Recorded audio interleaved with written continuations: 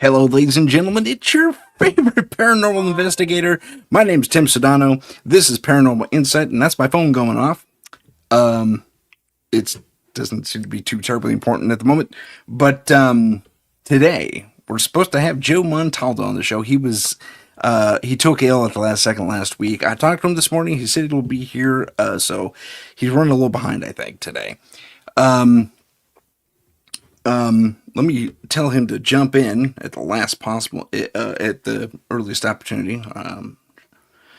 At your earliest, let me type that in. There we go. And that business is settled. And I'll stick this on buzz so it doesn't bother anyone.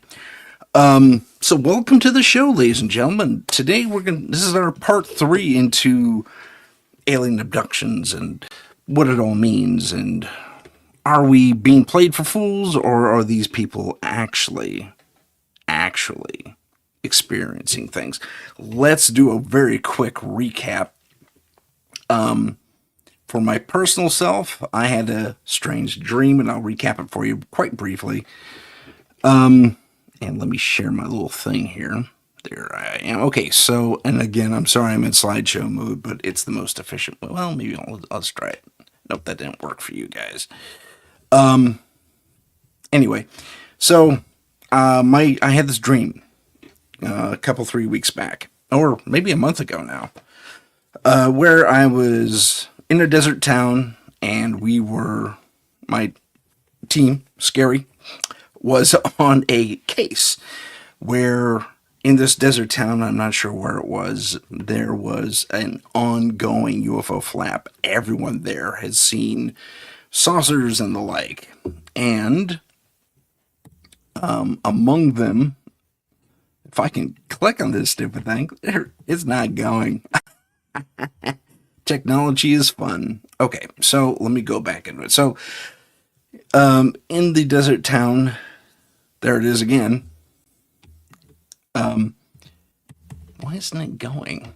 That's what I don't get. So, in the desert town, there's this abandoned baseball field, and in this abandoned baseball field, along the backstop, was an old hotel. I guess at one point this was like the Little League capital of the world or something like that. But it had fallen to, disrepair and just harder times oh God, I cannot talk today. Anyway, so, in this town, there was this mother-daughter team, duo, and they both had this story where they'd seen each other on the medical beds being experimented upon. They've witnessed each other's abductions. They've seen the saucers for themselves, and the alien creatures that accompanied them. Well, they say, hey, if you want to see them for yourself, stay at the hotel. And I said, okay. And I know I have my team with me. And so we stay at the hotel, and I'm in my room very late at night. I know that's a little hard to see, isn't it? But, okay. Sarah, let's just go slide only here so you can see what's going on. There we go. That's a little bit better. That still didn't help you guys, though. Anyway, so here's my little room. It's very dark. And then all of a sudden I get a call, and it's on my cell phone. It's one of my team members, and I have like 5 or 6 PS. I don't know. In this dream, that was the case. But everybody was there. And it's staticky. On the cell phone, it's statically weird and garbled. And they say, they're here, they're here, they're here. Look outside your window. And sure enough, boom, UFOs outside my window. I couldn't depict it in this shot because AI didn't know what I was talking about, but there were these shimmery curtains that, they're kind of gauzy. They make everything kind of, translucent isn't the word, but, anyway, they're kind of sheer, but not, they diffuse the light. That's the best way to put it. Well, the little guy over here, and I'll introduce you to the players here in the UFO. So that's the Capital drone / ship, and this is the little baby ship it had with it. And they both have these weird little camera apparatuses on top of them, but this little guy, looking through my window over here, if you can see my cursor, looks in, and has a, with his spotlight, moves the curtain open. And I could feel the electromagnetic weight, I guess you could call it, as he scans across to open the curtain. And I feel it. I could feel it like the tractor beam, for lack of a better term. And then the next moment, I know I'm floating. I'm in my sitting position that I was on the bed when I received the phone call, and suddenly I'm floating. My only words to this thing is "hello again," and in the next moment, I'm suddenly back in my actual bed in my real house, and I'm in the midst of waking up, and I feel this very tangible chill come all the way down my body in a very uniform sense, top of my head to the tip of my toes. And, I have to tell Joe just joined me. That's the sensation I feel when I wake up. So now that I've recapped that for everyone, I'm going to bring in my guest. Today's guest is Joe Montaldo, and Joe just joined us. So Joe, welcome to the show. How you doing? Thank you, man. I wasn't sure I was going to make it, man. This face gets to killing me sometimes, and you never know when it's going to do it. And it just stopped like 2 minutes ago. So, oh, cool. I can go see Tim. Excellent. I'm glad you're feeling better. It's one of those things. I'll be glad when this shit's over and done with. It takes a few weeks. I had sent you some pictures earlier. We'll pull them off of Facebook in a little while. But how you been, man? Life's been treating you okay? I've been good, man. I was just recapping for the audience my dream, and that what kind of got us started. Haven't had that dream or anything close to it since, and that was about a month ago. Was that like a LGBTQ dream or something? Is that what that was? No. No, that was when that's when these guys showed up outside my hotel room. I don't know how that works around these days. So, it's really funny because somebody asked me the other day, serious question, are aliens gay? And I was like, and I looked at it, and I'm like, well, I don't think the reptilians are. So I'm pretty sure the humans aren't. I said, and the Greys breed in a weird kind of way. I said, so I'd have to say no. I mean, I'm not saying that maybe sometime in the past. I said, but I think reptilians take their breeding pretty serious. So I'm thinking not so much with them. And the humans, as far as I can tell throughout history, is because we got a pretty good history with them. There doesn't seem to be too much man on woman on woman. Now, I'm not saying it's impossible or it never happened because, frankly, I wasn't there. I said, but I said maybe they've worked past that. Maybe whatever it is that triggers that, they've figured out how to untrigger. I mean, really, I don't know, and I don't want to offend anybody, but I would think an advanced civilization that wants to breed and colonize the universe would probably work past that in some shape, form, or fashion. And it's people funny don't you mentioned that. Actually, if you do get offended at Tim. Go ahead. Big hello to Christina Lantis from Michigan. Thanks for joining us in the chat. She thinks people the aliens probably make fun of us. I guarantee you we're a giant joke galactically. We are the punchline to many jokes. But it's funny you mentioned that because there was a biologist on, like, I can't remember, like the show Nova or something like that, and he was a gay person, and he came to he said, you know what? That's a great idea. He actually won a Nobel Prize for this. He says, why am I gay? What's the cause? What's going on? So he dug into it and into it. He did family histories. He did brain analysis, vivisection analyses. Hey, Jen's on the chat. Thanks, Jen. Hi, Jen. How's it going? And he came to the conclusion that it was a strange little mutation, like a little trigger in the human genome that is supposed to curb our population.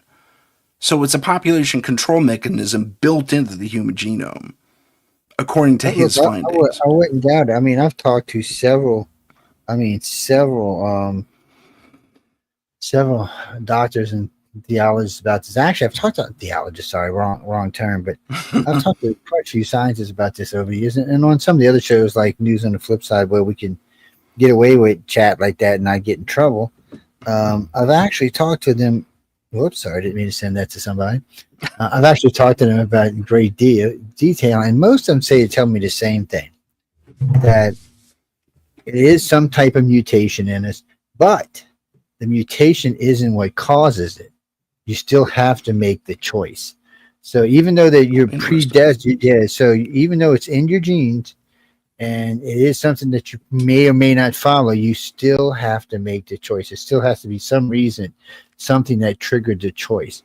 And God, I remember we had three different scientists on about this, and it started so much trouble. I was like, okay, I wish I had never got into it, because a lot of people tell me they're born that way, but that's not exactly true. You're born with you can be that way, but you still somewhere have to make the choice.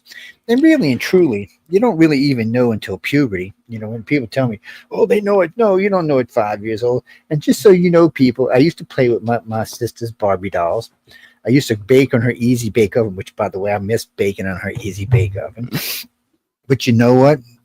As a man, I would be considered a horn dog. So until I got married, and I've been married 43 years, ladies, but still, before that, I was a no good bastard. And so there was no, just because I played with dolls, and I didn't get no dresses, but I liked my mom's mink coats and stuff. I mean, them from bitches were soft. It's so it's not something that's actually you have to. There's something that triggers it. Outside of the womb, there's something that triggers it. There's been a big lawsuit about this. But anyway, I mean, I doubt aliens. I would think aliens, because they're colonized and they would want to maximize their colonization. They would have probably figured out how can I say this nicely, do away with that. I mean, it would just make sense. But hey, we're not scientists. You have to ask the alien about that. Next time I see for sure. You see Bob back there. Next time Bob the alien, yeah, exactly. Next time I see his cousin, I will ask and say, "Hey," because I know where the Greys breed. Well, the way the Greys breed, there is no place for it, because basically I don't want to call it test tube breeding, because it's not really what it is, but they find somebody, they and what's funny is, in the old days, no one ever thought that the Greys had male and female, but they do. And when you talk to one, or you're talking to one, you'll notice there's no genitalia to tell you the truth. You're not going to be able to tell by looking at them, but by talking to them, you can tell there's a female and a male in the way they do things. So from the way it was explained to me, they just choose which ones are going to be. They go to this center, they donate everything, and then boom, boom, boom, boom, like 5 children are born, and then they don't, by the way, they don't raise them. This place raises them. And then at a certain age, they're put into the society. Wow. Yeah. Well, eventually we'll get there. But that's an intriguing methodology. Going back to the biologist I talked about, he actually said that there was this chemical, and I can't remember, it had some long string of numbers. They don't even have a name for it, but we're all born with it at certain determinations. I mean, certain volumes, and it's not much. It's maybe like a true medical drop, and there's various bits and if it's a larger drop, you're male. If it's a smaller drop, you're female, and that's kind of where the determination comes in. But it's filled out at the stage of puberty, and that's kind of, it's like our brains or our hearts or our feels or whatever it is, whatever that mechanism is, reads the world somehow. I mean, we've all heard that we're networked anyway, and it reads the world and says, okay, we're overpopulated. Guess what? You're not going to be a technical procreator. So, ta-da! Yeah, it's one of those things that we'll leave it for what it is, and people enjoy your life, whatever it is. Personally, somebody asked me one day, "Do you care?" I said, I was born in New Orleans, one of the gayest cities on the planet. I said, for us, it's different. Well, it's like black and white. For us, it's different. You're raised that way. You don't think of anything as anything different. Yeah. You just think it's part of life, you know. If you go down the city and you see all these crazy festivals that go on, Mm, we grew up with that, so we don't think it's anything special. mhm. And you know, it's why the black and white population in New Orleans get along so well, because we all party together and hang out together, and we don't really notice color. Just notice, is he an asshole or is he not? And it's pretty much with the gay community. But you know, if alien, and you know, so here's a question for you: Mm. how many abductees are gay? How I many do you don't know that have know. been reported? So we've got 124,000 cases on file. Not one of them is LGBTQ. Not one of them. So, That's and out of that, intriguing. we went through about 360,000 cases to get to that, and not one of them were. Huh. So it doesn't mean they don't exist. It means, and if you go across all the other abduction researchers out there until today, no one's reported. Right. That's So that intriguing. that just tells you part of the thing they're looking for is breeding, and breeding with Yeah. two humans. So I guess that's not in their program. I guess. I don't like saying things like that, people, because you just never know when it comes down to this stuff what's going on. Yeah. And but who Well, that's if you're very purple, you're interesting you said purple. that. Yeah. You know, I don't care what color you are, what's your sexual preferences. I got to be honest with you. I don't. It's not something I care about. It's you know, one of Same. my nephews was gay, and he died just recently. Poor Oh, guy, I'm but he sorry, was a man. billionaire. I mean, he was married to his husband, and he left a billion. They left $1 billion law firm together. He was in environmental law. He Mm. was a billionaire, so you know, I could care less what he was. I was always like, "Stuart, give me some money, man." I didn't care what his Pay my preference was. bills. Give me some money, man. Yeah, but he wasn't that kind of guy. But it's funny to me that it even comes up in conversation, but it does, and it comes up a lot. I get a lot of questions about this, and I always have to say the same thing. Currently, I have no cases on file that relate to that. Now, Yeah. if I get any, I'll be sure to tell everybody. But as it stands right now, I just don't have those cases. Not to say they're not out there, not to say some other group somewhere doesn't have those cases. I just personally don't have them. But hey, if you know about somebody, be sure to write me at iCarCox.net. I'll be sure to look into them. I'm always interested in this kind of stuff. It's you know, you live and learn. Yeah, man. Let's jump into the topic. Let's briefly recap something I kind of went over since you weren't able to make it last week. Maybe you could help me out. With regard to hypnotherapy and the alien abduction, you know, box, Yeah. so to speak, are is there a can we rely on the hypnotherapists of the past not to induce or introduce extra information? Like if they fill in blanks they think that are correct, or were they like with Betty and Barney Hill, for example? Did that hypnotherapist fill in blanks? I'm not aware. No, Or because he didn't know about extraterrestrials and he didn't care. okay, So in their case, it was different. But when you start talking about hypnotherapists that work inside the field, which I'm not going to mention any names, they are bad about it. So it's one of the reasons ICAR did what we did. So one, we use hypnotherapy as a last resort. And once we have to use it, so I'm going to go, okay, Tim, I want you to tell me about your story on October 15th, 1989. I want you to start at the back. I want you to go all the way through the story and stop, take a breath, get a drink of Coke, put you a little deep, and then I want you to go backwards in the story. And then we're going to stop. And we're not going to do anything else. We're going to take that video and that audio, and you and I, along with two or three other researchers and people that you know and trust, are going to sit down and formulate a line of questioning. mm, Because I'm not allowed to use words like spaceship or extraterrestrials huh? or grays. I'm not allowed to use any of those words. You have to be the one that uses those words. So when you tell me, you say something's walking, I say, well, what kind of being was it? Tell me about it. Yeah, Describe it to me. And then you'll describe it. And once you describe it to me, then I know what it is. Then I can go back and say, okay, all right, you saw this gray. Tell me what this gray was doing. But I can't do that until you say it.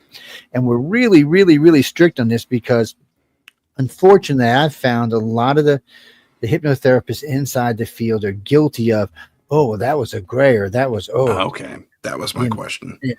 And then they're really bad about, or they'll use Palladians or things like that. And you know, when you use words like Palladians, okay, 50% of the field says they're grays, 50% say they're reptilians. I mean, what? We don't really know. Some of them think they're humans. And then when you That's talk what I about the heard. Anunnaki, yeah. So when you talk about the Anunnaki, somebody says they're human, somebody says they're gray. I mean, I wasn't there, I don't know. So, and I'm not going to get an argument on what they were, because there's no pictures of them. Matter of fact, if you look, the Sumerians, the Mesopotamians, the Egyptians, the Aztecs, the Mayans, and the Toltecs, if you look at their pictures, all of them have one picture of of a reptilian about 7 or 8 foot tall, holding some kind of purse looking thing with these gear on. All of them do. So that means no matter what, that these reptilians interfered in at least 7 societies that we know of. Early societies at that. And of course, these are societies that I was told by other researchers were humans. Well, guess what? Somebody was wrong. So when you get into this kind of stuff, the ICAR is different than most organizations because we have rules about things. First off, the first biggest rule we have is everyone signs a non-disclosure agreement, which means you cannot discuss a case outside the organization without my written permission and the written permission of the person that we're talking about. Okay, that's a no. We will sue you for doing it. We will fire your ass and sue you for doing that. We do not, and we're not a 401c3, so the government can't come in and say, "Well, I need to see your records, Mr. Joe. You're a 401." No bullshit. We're a private organization funded by private sources, which means if you want to see any data I have, you're going to have to drag my ass in the court and sue me in front of the known public, which I'm going to make a big screaming hissy fit about. So every media agency in the world gets to see that the government wants my data. Woo, woo, woo, what's going on here? Oh. And so, I mean, it comes a point you have to be careful because too many, when I got into this field 40 God years ago, first off, 40 years ago, there was none of this. Everybody was scared to talk to him. 28 years ago, everybody was scared to talk to. I pissed Paola Harris off so bad she didn't speak to me for 2 years because I brought up the word alien abduction in an interview with her. Okay. I pissed off Richard Dolan for the same reason. Now, if you notice today, all of them talk about alien abduction. Yes, and they use a lot of ICAR's terms when they're talking about it because they used to come on Wake Up USA and talk to me about it and UFO when they first started. So they got mad about it and then, Joe's probably right. Let's use his data. With Paola, I had to meet her in Roswell on the 60th anniversary, give her a big hug, sit her down and say, Paola, this is real. And she said, yeah, I think you might be right. Well, she proved it to me when she started the all-woman STAR conference in Stevensville, Texas. That was her first conference she ever did relating to alien abductions. Thank you, Joe. You could at least give me a thank you, Joe, for convincing me that it was real. So there's so many people in the field that were anti-abduction until they spent time with me that are now pro-abduction. And do I get a thank you? No, I don't. I get a big bird finger is what I get. It's I mean, really and truly, it's okay because my goal always was to wake up ufology that alien abductions were real. It was a big part of what was going on. And you would never get to the truth without alien abductions. They're there's only 2 people who know what's going on: alien abductions and aliens. Because you know what? After sitting in front of Congress 2 different times for over 60 hours, guess what I learned? They don't know jack. Gotcha. That's intriguing. When the admiral looked at me and goes, you know what? I hate you. I can't even use the language he used. I hate your blink, blink, blink, and blinking self because. And I said, why? I've never done. And he said, just you did. You have made me realize this is real because I was hooked up to a polygraph through.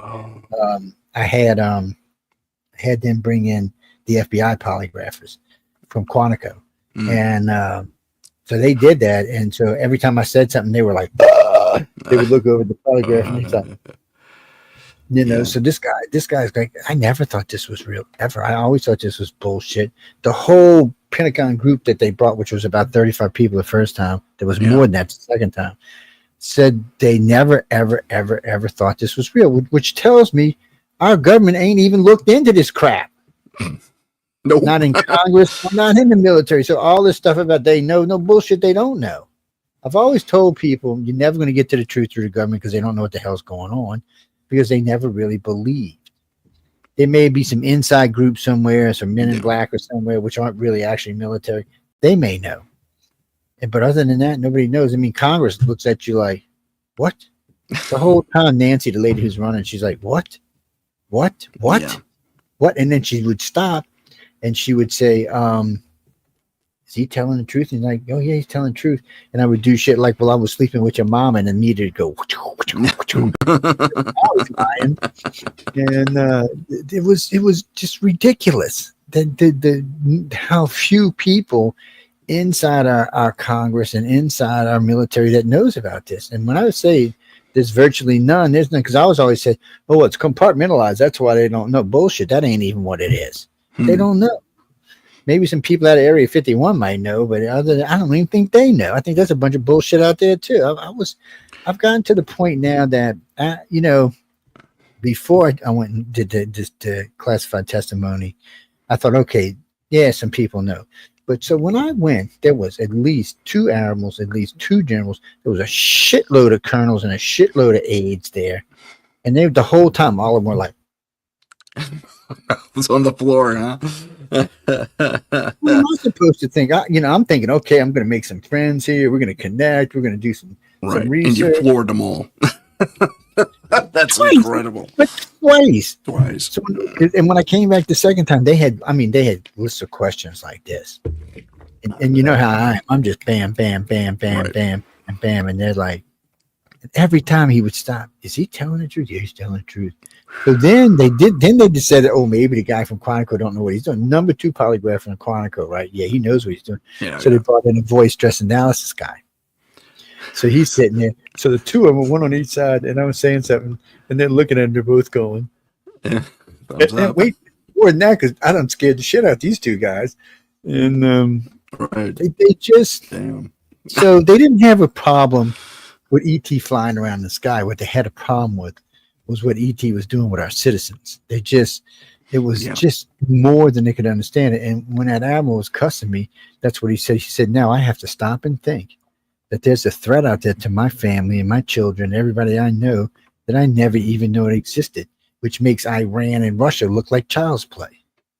Oh, yeah. It does, if you think about it. So they were all like, so I was like, and then I was talking to him about some of the hypnosis research we did and some of the stuff we found. Oh, well, hypnosis is tainted. So then I told them how I did hypnosis.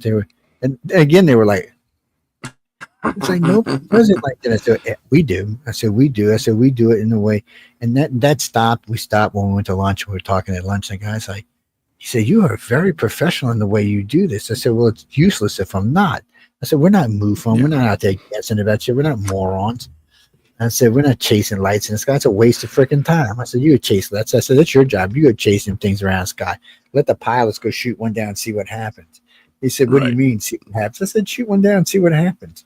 He's like, you sounds like a threat, Joe. I'm like, well, find out. Like, no.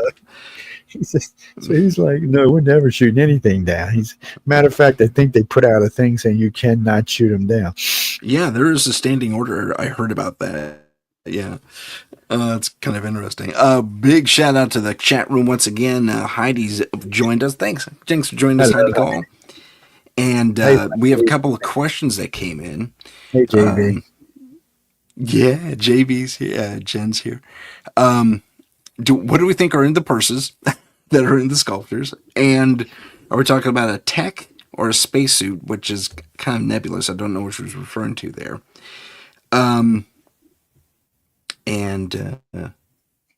But okay, so that's kind of now. Earlier on, we were talking about you were asked the question, "Are aliens gay?" We went over that part, and there was some things. Some people confessed a few things, and all good. That's great. But Christina brought up an interesting question. You probably have an answer or at least a speculation on this. Are they, let me call it up here, put it up on the thing. I wonder if they can control the breeding of us, which is kind of interesting. It's like, oh man. So let's backtrack on this. So now there's 48 blood types, which is kind of ridiculous because they say that, but like one of them's got one person. So somebody tell, oh, it's golden blood, So it's not golden, it's still red, and there's only 50 of them. Yeah, they're going to breed out. That's not going to be. So when you start going through the list of these other blood types, most of them are going to breed out. There's just not enough of them. And some of them are like Rh negative. They're dangerous for children, to breed children. So with Rh negative, there's now a shot you can get so you can have kids. In the old days, you'd have to go get a blood test before you got married because you might not Oh, be sure. compatible with your husband. And now you just get a shot when they check your blood and they go, oh yeah, well they're not compatible. Watch this. And out of that 48, about 30 of them can still take the Rh negative, but there are some that can't. So they're kind of screwed. There's not enough of them around to get their own blood, and they can't take Rh negative, which kind of messes with them. So when you start looking at it, it looks like there's been attempts to change the human genome. The problem is the other ones aren't good enough, and I think those are from the government. The Rh negative, A, B, and O are probably from aliens in the beginning. Rh negative was probably a gift because no scientist can tell you how it got here. I see. When you ask them, oh well, where did Rh negative come from? They look at you like, I don't know. Well, let me check my notes. They're like, we know it was about 30 or 40,000 years ago, Joe, but why Mother Nature created something that killed babies is beyond us. They go on with it. Well, some of these new blood types are the same way.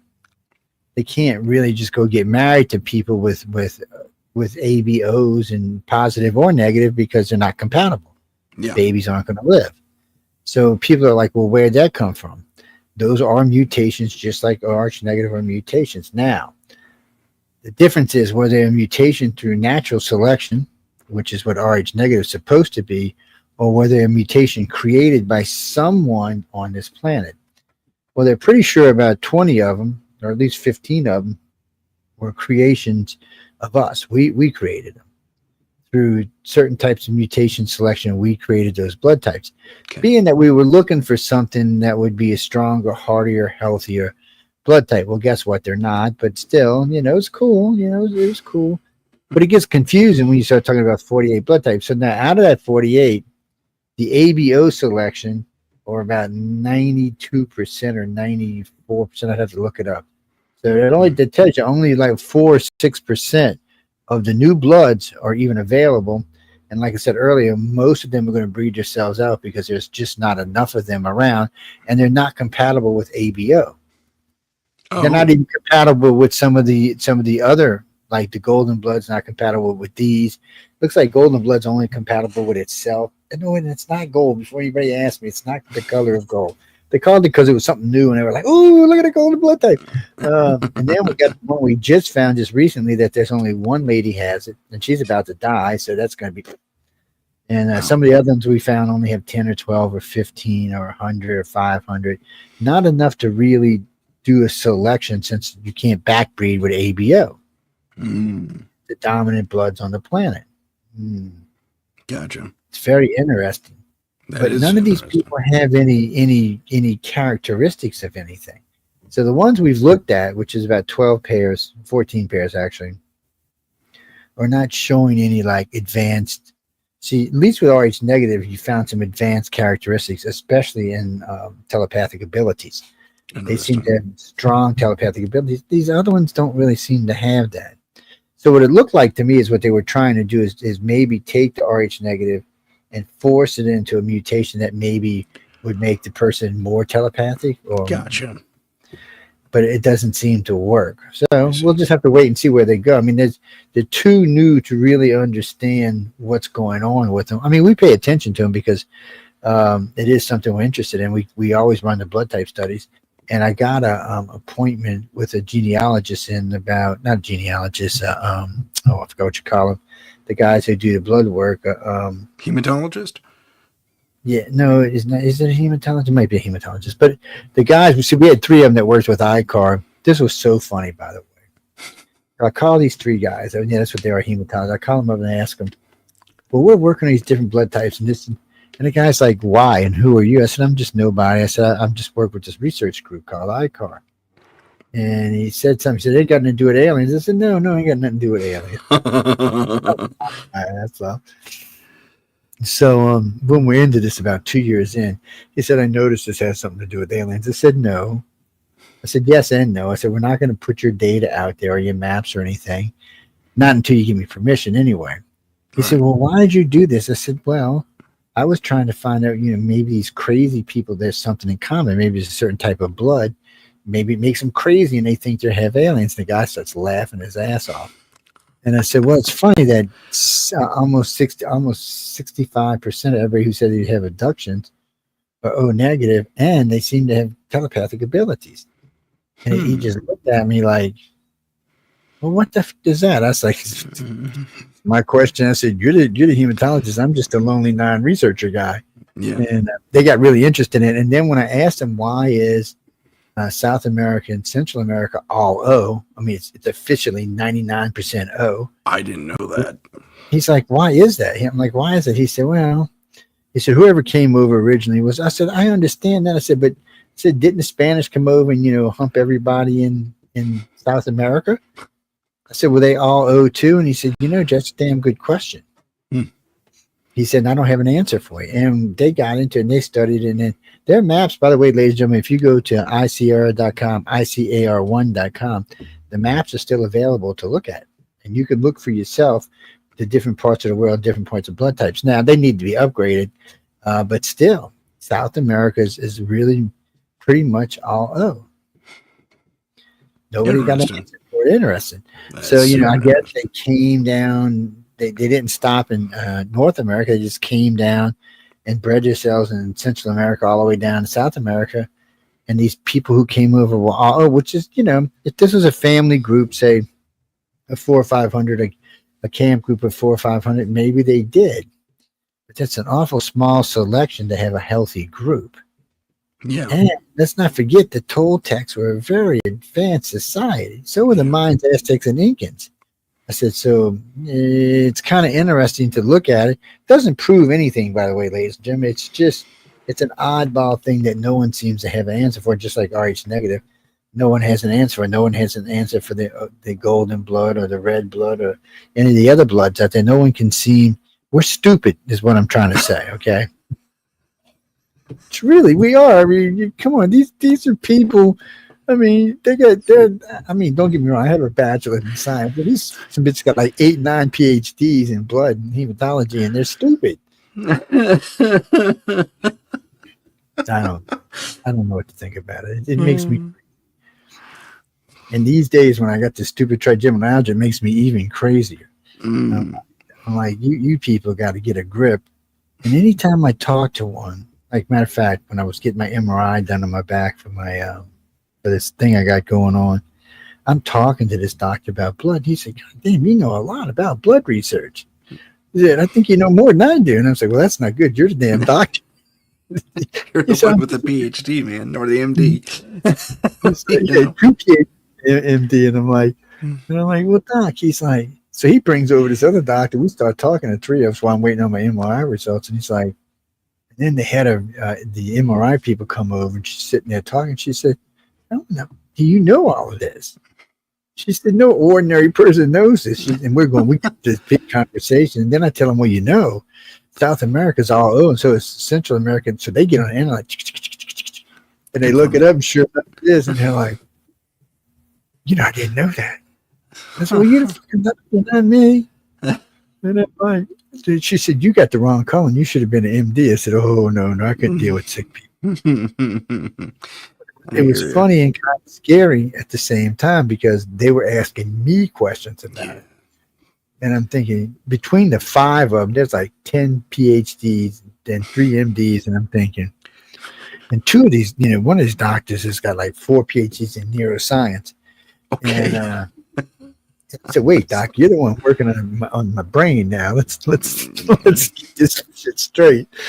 She starts laughing. She's like, I've never heard of this before. So, I mean, the last time I talked to her, which was a couple of weeks ago, she said, after she told me some results, she comes back and she goes, I need to sit down and talk with you. Next time you come in, and she said, I really want to sit down and talk to you. She said, because I don't understand this. First off, she said, I don't understand how you know so much about this. And I said, well, I worked with 3 hematologists and for a long time. And I said, I'll give you the maps. And she said, yeah, but what was your driving factor? Yeah. You have a PhD, because you get I looked you up, she said you get a bachelor's in Advanced Avionics, Advanced Electronics, and Advanced Science. And she said, I'm confused how a guy who works on electronics and avionics knows this. And I said, well, if you want to talk, we'll talk. And she cracks me every time I talk to her. But the point is, it's not what it's supposed to be. So if you look around the world and you look at different maps around the world, you're going to see clumps like 37%. Positive, X negative, and then you're going to see A, B, O and negative, positive and negative. You're going to see A plus and A negative, and it's little clusters all around the planet. Like I think one's 37%, one's 36%, one's 33%, one's 15%, and it rolls like that. I think ABs are around 3% each side being positive and O. Last I checked, O negatives was 7%. Somebody told me 15 the other day. I'll have to check into that. Okay. But the thing of it is the RH negative is 15, or I think it's 18% now. So this started out as a big fat zero 40,000 years ago. Now it's 18% 40,000 years later. So 40,000 now it's going to be 36%. 40,000 years after that, it's going to be 72%. Wow.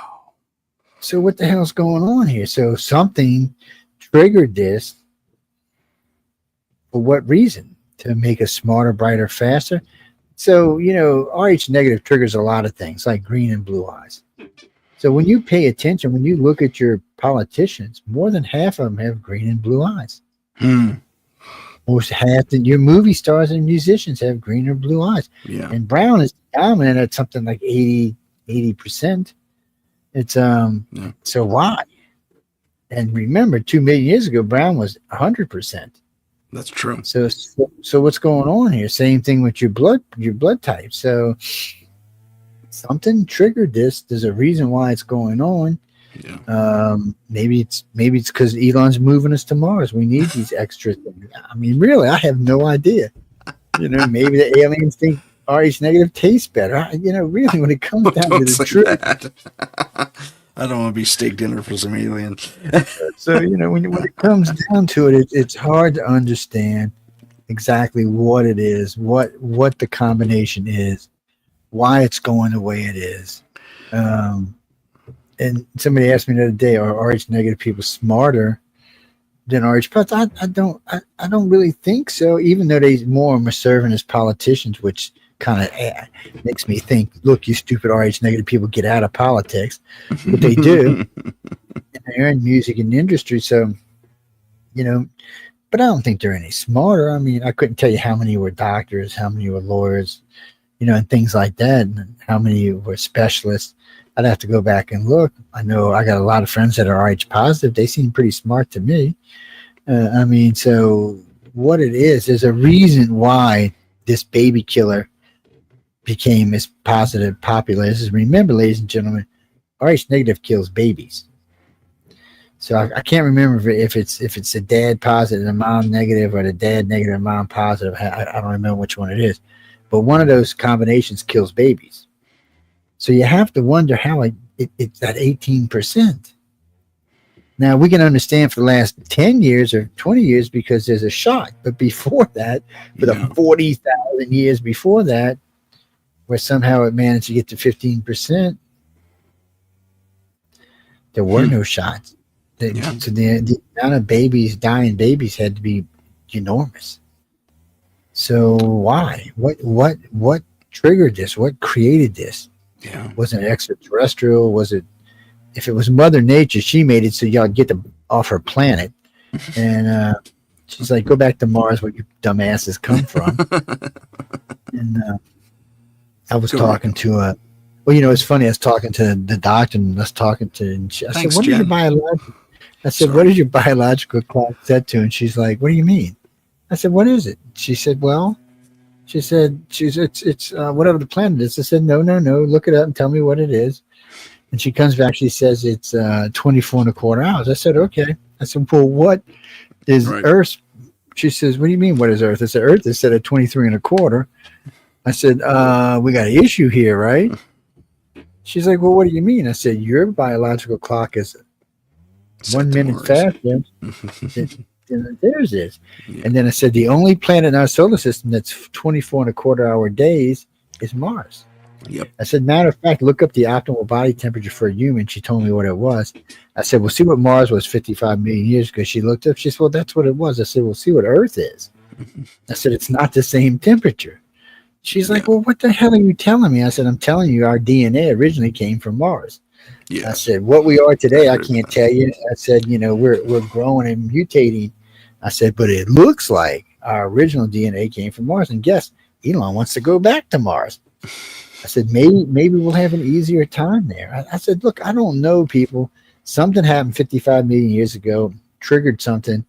Maybe it was, I don't know if it was a big rock that came here and started Yeah. life, or I maybe mean, some look at aliens Val's put us here. Marineris. Yeah. I said, I don't know, but it seems like somehow or another, at least part of our human race is set to a different planet, and I would like to know why. She's like, I hate talking to you. She said, you're smarter than me, and you have less. And her two doctors that work under her are laughing her asses That's off. funny. That's She said, funny. I've never heard her say that before. She said, I have 2 PhDs. I said, I'm definitely smarter than you are. He started laughing. She's like, well, I don't understand. I said, because I do research. I said, just like y'all do on neuroscience, y'all do tons of research to see what's the best way to handle it. I said, I'm doing research on this. And he said, but why? So well, I don't want to tell you why. They were like, she's like, I'm looking you up. She said, I'm looking you up. She said, there's a reason why you're doing this. I said, well, there's always a reason why I'm doing it. I said, life is different. I said, it's all I can tell you is what we were told isn't the truth. I said, our basic function of life is not, we're not being told the truth. I said, I don't know why we're not being told the truth. And then, so when I'm talking to her, I was telling her that, I had gone to DC to do a testimony twice. And she's like, wait, what? I said, yes. I said, secret testimony at that. And she's like, well, why would they want to talk to you? I said, I don't know. I said, I do have a class 10 security clearance. She's like, what the hell were you doing in the military? I said, I wasn't chasing aliens, that's for sure. People always think when I say that, when they hear me say my security clearance, they always think it has something to do with extraterrestrial. And I said, it didn't then. It may now. It does allow me to get into stuff I couldn't get into before, but who sent me that? Oh, my Pal Talk's open. Okay, I was wondering where those questions were coming from. No, it's not. So I can go to Area 51. I have high enough clearance to go inside the base. Cool. But they're not going to show me anything of interest. Last time they showed me a big open tunnel, we were 100 stories down, and they showed me they open up a door, and it's a big empty room that goes straight up to the thing that would slide doors that open. Oh. And I'm like, I said, well, what was in here? Well, Joe, it's just what they were doing. I just wanted to bitch slap somebody. I hear you, man. If we're okay, so yeah, there's a potential, I don't know what you would call it, a path we're being led down for when we're, biologically speaking. At least it seems that way. Do we? Alien? Could be alien. I mean, I don't know. If you look at ancient astronaut theory, we were seeded. We were, but at the same time, the whole Mars thing. If you include the Mars that we come from Mars, that doesn't make any sense. Well, it does. So this is what's really weird about this. So let's zip back six. See, ancient aliens are idiots. I hate, Georgia Agujo is actually a friend, but anyway, they're idiots. So if you zip back 65, because they don't go back far enough. They go back a couple thousand years. No, it's way worse than that. So if you go back 65 million years, well, we know there was a fifth planet because we just recently found out some of the stuff in the debris field in the asteroid belt was compressed, and it could only be compressed by a planet. Right. So the old theory was it was just an asteroid belt left over from a planet, or something that tried to be a planet didn't make it. But now we found that it was a planet about 5 times the size of Earth. Well, there's your new Rebrew for you. Mm-hmm. And then we know Mars was alive and kicking. It had a biological system on it, an ecosystem on it. It was growing. It had life. It had water. It had everything. Pretty sure Venus was the same way because we found out that Venus' upper atmosphere is identical to Earth's. It isn't. Oh, The that's bottom isn't, but the yeah. top is. Even today, it's still the same as Earth's atmosphere. That's So we know. incredible. So at one time, we know the bottom part of Venus was just like Earth, no moon, but just like Earth, roughly about the same size as us too. So what you find, you can't find this on Venus because Venus is constantly rotating its ground. It's so hot and so melty that it's just kind of bubbling over all the time. Right. But Mars and Earth and the asteroid field isn't. So what it looks like, something destroyed that fifth planet. Could have been the tug and pull between Mars and Jupiter. Could have been something came in and hit it, but whatever it was, it destroyed it. So we know that because two of the two moons going around Mars are from that debris. Okay. That's where they came. But it's worse than that.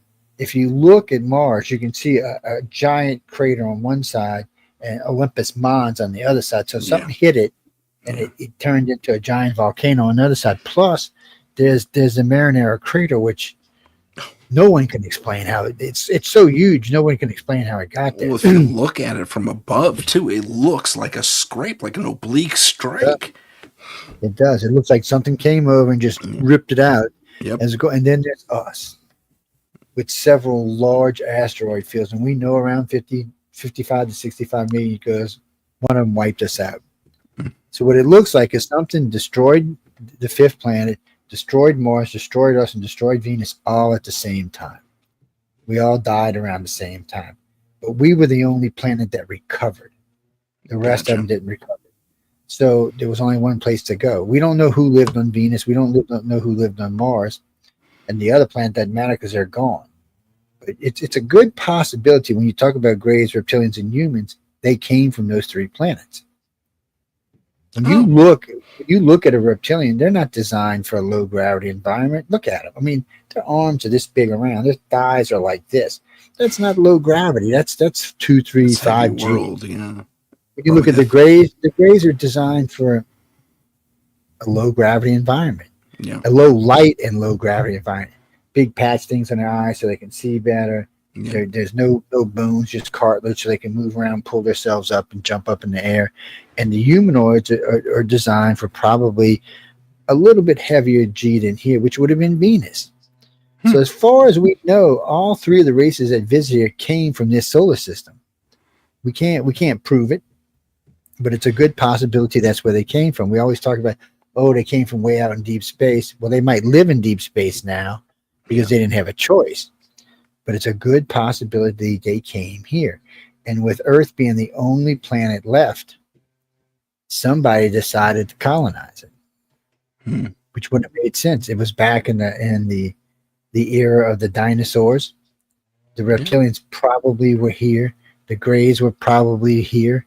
Even the humans were probably here because when you listen to the Mesoamericans, when you listen to everybody in Egypt, there was a human race there because they got the big long heads that come back like that. Right. Well, the Mesopotamians, the Sumerians, and the Egyptians had leaders that had those big long heads. Yeah. And we tried to say the Egyptians was some disease. Come to find out that wasn't true. So all three of them might have been here. They may have been a struggle for who was going to get this planet, but then someone screwed up. The human aliens couldn't really breathe here. They created, and the Sumerians talk about this, they created 2 great white dome cities to live in because they couldn't breathe the atmosphere. Then they created a race just like themselves, but they could breathe oxygen on this planet. I see. That race decided, well, we're omnipotent super beings. Why are we plowing the field? Screw this. So they began the 7 creations of man, which the last creation was the former creation of us. Not quite as bright as us, not quite as tall as us, not quite as smart as us, but they were roaming around, plowing the fields, making the meat, doing everything that the human aliens needed them to do. Well, for some reason, the reptilians who were living up there with the Dogon, what do they call themselves, the Nemos, decided to come down. The reptilians and not the reptilians, the Dogon and the Sumerian talk about this. The reptilians used to come down, steal women, rape them, get them pregnant, and bring them back. Okay. Those women had children that were born. When I originally heard this story, I heard, okay, I'm thinking, oh, some weird, half human, half reptile, but that's not what they were. They were humans, but they were humans that said, no, screw you, you go plow the field. Oh, Now we all got that human, we all got that reptilian section in reptilian our brain. Yeah, right. Right. That's the one that says, F you, buddy, I'm not doing it, you go do it. So they overthrew the Sumerians, and that they just left. There was too much for them. There was too many of us at that point. So they just left. Wherever they went, God only knows, but they went somewhere other than here. The reptilians were still here, but even the reptilians were screwing around with all the societies, because you can see, like I was talking earlier about them with the person and how many different societies they're in. So they were screwing around, but for some reason, at the time Jesus was born, or at the time this went on, they went from being revered to feared. Interesting. So no one knows why, but then they started leaving the planet. So there was no more of these big-headed humans on here anymore, because the Naskins used to board their children to look like those aliens. Right. Originally, when I heard that story, I thought they were talking about grays, but they weren't. They were talking about the human aliens. Okay. And so the humans were trying to get a foothold on that continent, because the reptilians had a pretty good foothold on there. The Toltecs, the Mayans, the Incas, the Aztecs all believed in the reptilian. Well, a lot of their gods were thought they were, thought they were the bearer of life and things like that. So you have this, and then boom, Jesus is born, and the reptilians just go away. And pretty much all that's left on this planet is us and the Greys. And the Greys came around that time, I guess, to make sure these other two didn't start no shit. Because really, when it comes down to it, everybody says, oh, the Greys were the worker bees. No, bullshit. They're scared of the Greys. They can kill you with a thought. So reptilian humans didn't want to have anything to do with the Greys. Even though they were smaller, even though some of them were 7 and 9 foot, they're very strong for what they look like. And their brain power is much, much, much greater than any of the other two races. Matter of fact, the stories are told when you hear them today, like when a reptilian or a human is present, when a Gray is present during an abduction, they always put their head down in respect, because they know that King Gray will mess them up. I see. So now you have all of this, and it brings us to where we are today. 65 to 70% of all abductions that happen today are done by the Greys, not by the other two races. Even though they still do abductions, they're not the majority like they were before Christ. Before then, they were doing the majority of abductions. Since then, only the Greys really do abductions. So it's kind of like, what exactly was it? Was it truly the Son of God? Was it a hybrid of some kind? We don't know. None of us know, because none of us were there. It's hard to say what it was. I mean, Jay and I just did a story on who was Jesus, not the religious figure, but who was Jesus. So, there's 20 years he was missing. Well, we found out where he was. I can't believe modern day science couldn't figure. No, he's all over the place. So we find him. The first place we find him is in a little Roman city. And the way we found him is his documents. That Roman city wrote to the emperor and said, what should we do about him? They said nothing. So he ended up being in 5 different Roman cities. All of them wrote to the emperor and asked the emperor. The emperor said, leave him alone. He's harmless. Okay. That's pretty much. So then he left Egypt, because there was a Persian emperor who was sick and asked him to come heal him. He spent 5 years there that we know of. Whether the emperor was healed or not, I don't know. But since Jesus was still alive, I'm assuming the emperor was healed. And then right after that, he comes back. So he's much older than what we're told. I was always told he was 36, 37, 38. Yeah. But that's impossible, because he had to be at least 20 before he left on his journey, because they couldn't have left any earlier than that. Okay. He wouldn't have the resources. So that means he spent 20-something years roaming around. Then he comes back, and then he does his stuff. So he's 45, 46. He's not 38. Yeah. Okay. So that I don't even know where they come up with that. But the point being is we actually found the man. And what helped us was the Muslims. The Muslims actually traced his ass around when he was moving around, because they actually mentioned Jesus several times in their writings. So you get to thinking, okay, what exactly is going on now? Who is this guy? Was he the Son of God? Was he an extraterrestrial? I mean, really, I mean, Mary was gone how long in the desert before she came back pregnant? What, 30 days or something? 60 Something days like is a that. long time. Yeah, it was a long time. So you're Rome with, not a matter of fact, in a desert full of Roman soldiers. Because I could never figure out why Jesus was a white man. I mean, come on, he was from the Middle East. He should have been, a little brown, kinky hair. He should have been a white man with long flowing hair. It just didn't work. I actually asked the priest for that one time. And the nun came out with the rule and smacked my hand like 18 times. He's like, Joe, you don't ask questions like that. And I was like, why? I mean, he had a beard. So it confused me. Well, if he would come through that area through Roman, or if that's the image of God, then that would explain things Mm-hmm. on exactly who he is. But did the reptilians fear him and leave because of him? Or were they warned? Get the blank off the planet because it's a new start. See, Gotcha. no one ever takes the time to do real research anymore and track things through a progression. They just find a little artifact that's big and they come up with 80,000 conclusions. Yeah. It irritates me. Yeah. Take your time. There's a lot more evidence out there than people want to talk about. And when we sit down, we do real research and we track things accordingly. So just recently, I had a Pentecostal preacher write to me. Because of tracking Jesus, he wants me to come talk about it. See, this makes it easier for the layman to believe in Christ. So now we know he was alive. We know he went to all these different places, and we know things went on in these different places. And then he comes back and he does what he does. So people know he really existed. He was written about by the Roman emperor. He was written by the governor of Rome. He was written by about several governors from Rome, including the one that ends up letting him get killed. Yep. So it was, people, I don't know why people didn't take the time. It wasn't even that hard of research.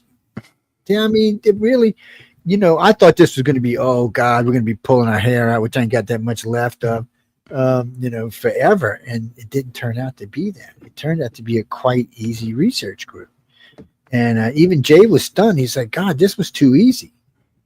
He said, where's everybody at? Why aren't they looking at this? I mean, and really, it does show him, because when you listen to him talk about him before he left, he had a full beard and all. So most men don't even get a full beard till they're in their 20s. Some guys get lucky and get one at 15, 16, but he didn't look like that kind of guy. So, he was at home. He did his stuff.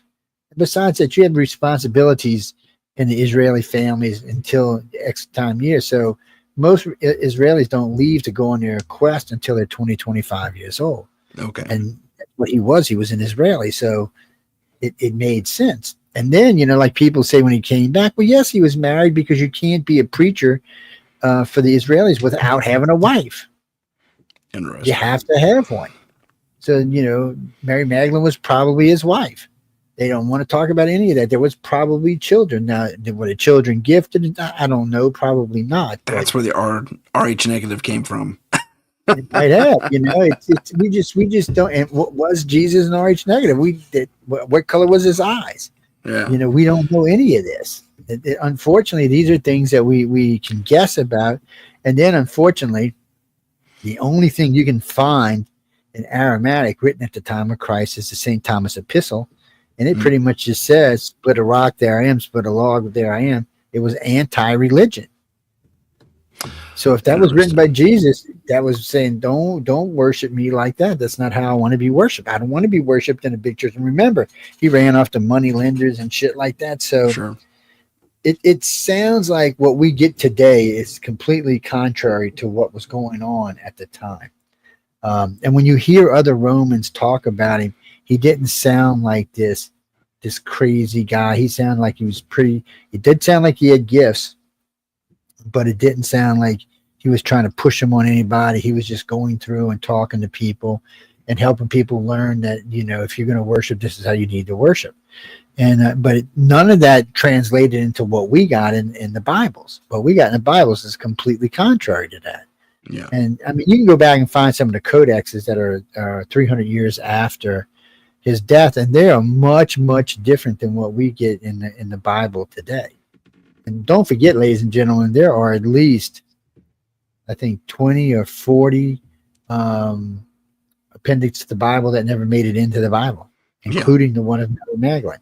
So, I mean, we don't know. And then don't forget King James reread it so he could get a freaking divorce. That's exactly right. I'm just saying, I'm pretty sure what we're reading in church today is not, and you know what? That might get you put in hell, people, because you're not reading the right Bible. I'm just saying, this show is not about religion, but it is one of those things that people don't understand. And it is a big question. I've lost 2 jobs for saying Jesus was an astronaut. So it's, well, I don't know. Somebody asked me one day, I said, well, maybe one of these aliens came down, took over a Roman soldier, got this woman pregnant, and this is who this guy was. Because when you think about his miracles, these are nothing that extraterrestrials can't do. Everything that he said to be able to do, extraterrestrials do. Not just that, 80% of what he says he did, we can do today. Us, just everyday humans. So that can't be a miracle if our dumbasses can repeat it. Let's be honest about it. Now, we can't walk on water yet, but the extraterrestrials could. They could wave a hand and see what was wrong with you. So they had their tricorder beds, which we now have today. But those are cool. So when you look at what went on then and what's going on today, it's much closer. And then when you add an extraterrestrial into it, there is no miracles there. Yeah. That scares the shit out of me, actually. I'm not going to lie to y'all.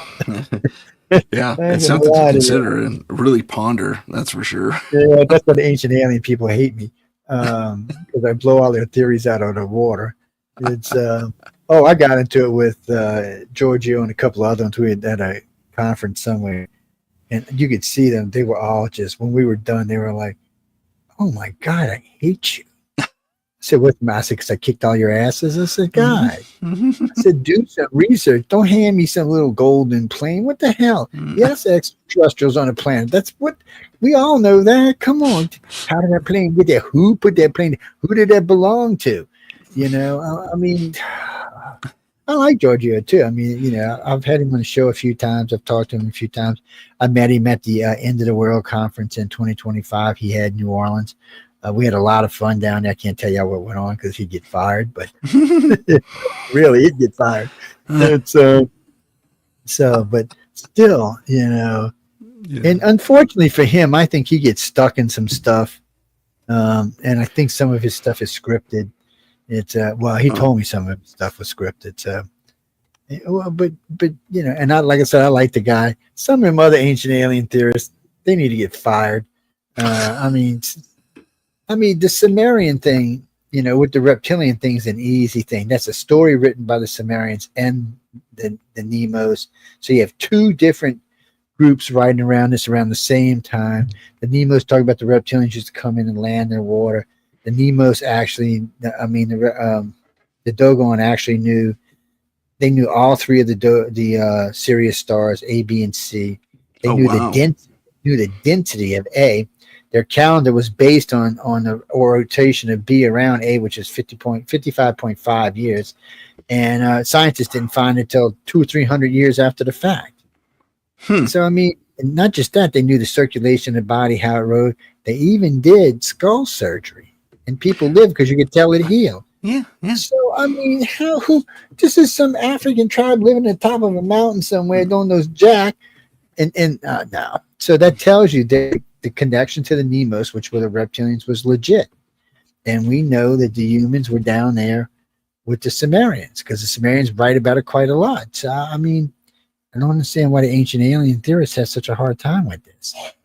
I'm like, guys, pay attention. Look at what's going on. But see, they don't want to do that because, you know, one, that kind of closes out their story, which they don't want to do. Well, I mean, I agree with you, though. There has to be this is what we originally, it's basic science, really. This is what we originally thought. Oh, the hypothesis changed because we have this new information. Now we think this is the narrative. It's not that hard to do. But apparently, if you have a television show, you have to lock into this one thing.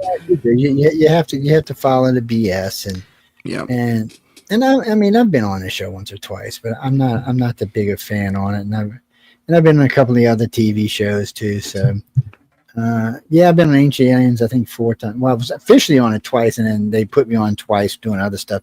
You can find it. I think it's season 12 and season 14. One of them's just talking about the blood type study, and one of them's talking about the blood type study again because Linda Moulton Howe tried to take credit for it. See, that's another problem with the field. I have never, I worked in if when I was working in construction and I was redesigning stuff. If somebody would try to do my work, that I would have knocked their asses out. It's but here we are listening to these people. I have heard a dozen people try to take claim for the blood type study. Now it's been up there on a website for 25 years, so you can't really take claim, but they do. Wow. I get phone calls. Oh, Joe, such and such, so they invented the blood type study. And wait. And then the bad part is I'm getting upset, but Linda Moulton Howe's getting upset too because she said she did. I was like, so I called Linda somewhere. I said, Linda, don't do that again. I said, I'm going to sue your ass. She's like, what? I said, don't do it again. I said, you did not invent this. I said, you watched it. And this is the killer part. It was 3 years earlier I was on the show without her. And then they brought her on 3 years later, and she tried to redo it. Even George Norrie got pissed about it. I see. Oh, I was on George. She said, what? Everybody, because I had the second time I ever revealed it was on Coast to Coast. It was about 10 years after the first. And George, it was blowing George's mind. He's like, so I run into him somewhere, and he's like, yeah, they're just, everybody's just saying it's theirs. He said, oh, I said, I know, George. He said, well, they can't because you weren't here first, and nobody was talking about it but you. And but it's just, that's what makes it so hard to make the field legit. Yeah. Because people realize you're only as good as your last thing. Well, I'm not in that. I'm not in the field for that. If I wanted to do it, I would release something crazy every week, and I would always be on somebody's show but that's not what I'm in for. I'm looking for the truth. I don't really give a shit about the rest of it. I am truly looking for the truth. I want to know what the bleep are they doing on my planet? Why are they screwing with our citizens? Why they think RH negative people are cute or tasty or whatever the hell they are. And one thing I think, one of the reasons I don't think the aliens eat us is we're all high in cholesterol. Yeah, that's it. They're probably going, God, you see what God, you see the cholesterol? He's well marbled though, and get the hell out of here. It's funny, but it is a strange thing, but you can see the progression. So this is another thing that bothers me. So the Sumerians talk about the human aliens. The Dogon talk about the reptilians. So do the Egyptians and everybody in South America. But the Mesoamericans and the Egyptians also talk about the human aliens with the extended heads, which is what they had. Yeah. So I mean, there's a and then all of a sudden they're gone except for the Greys. And this is a kicker. There were no Greys before the time of Christ. Go look for them, see if you can find them anywhere. The only Grey you can find prior to Christ is about 400 years, and it's in the hieroglyphs, and that's it. After that, you can find them quite a lot, but before that, you cannot find them. So they weren't here, and it does seem like they were sent here to make sure the other two idiots didn't get into a war.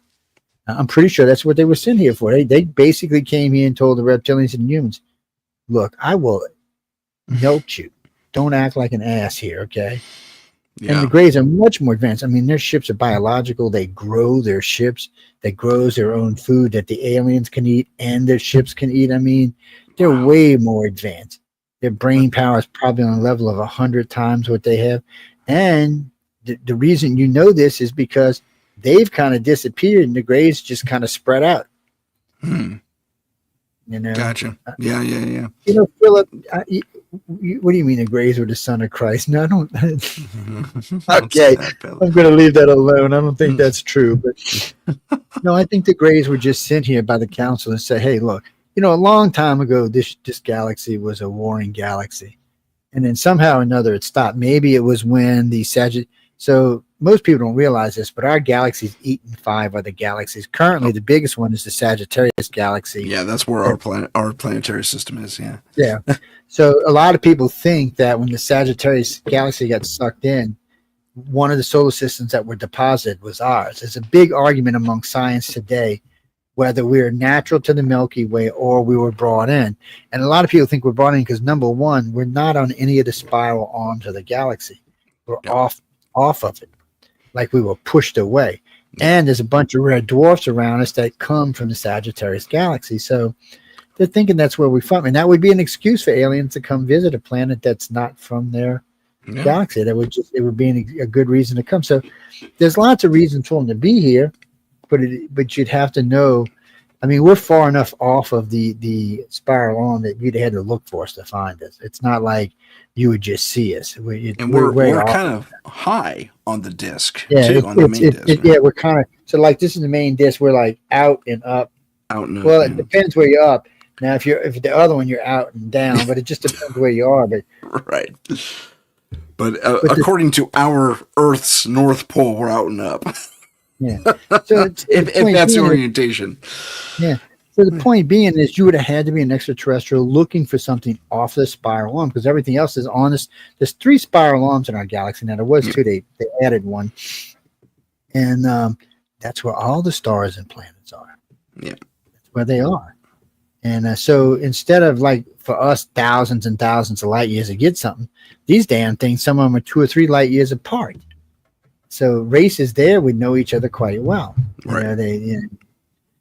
But for us, like Charles Hall's tall whites, which I rarely talk about, but we've now proven that they did exist, thanks to some military friends. They're not here for anything, but they're so in Area 53. That's where they live. Yeah, and they use this as a jumping point from different spiral arms, top, bottom, side. So they're here and we allow them to be here. They give us a little bit of technology and they can go wherever they want. It is true they go gambling too. I didn't believe that until I had 2 state troopers call me. Oh, yeah. I was floored. I'm like, well, he had pictures of them. And that's cool. So they got him in like these big coat things and hats on them and glasses on them, gloves on them and stuff. Well, that's very similar to what I saw. Like 7.5 foot tall, man. I'm like, Lord. But it was more than that. We had taxi drivers call us. We had limousine drivers call in. We had some sheriffs calling all together. So when Charles Hall introduced these to me, I said, Charles, I said, you a rain guy and you met these tall aliens at Area 53. I said, you sure this ain't a fantasy? Because I read all 3 of his books and I'm thinking, but what got me is I knew he believed, no matter what he believed. And then I said, well, Charles, it's cool and all. I said, if I get more evidence, I'll let you know. I don't know. A couple of years passed and we had these 2 taxi drivers call in. And then we had some casino workers call in. And then we had these 2 state troopers call in. And I was like, really? He said, well, I don't want to get in too much. So I'm retiring in 2 years. And the guy said, I'm retiring in 3. Well, they've retired and we've had serious conversations about it.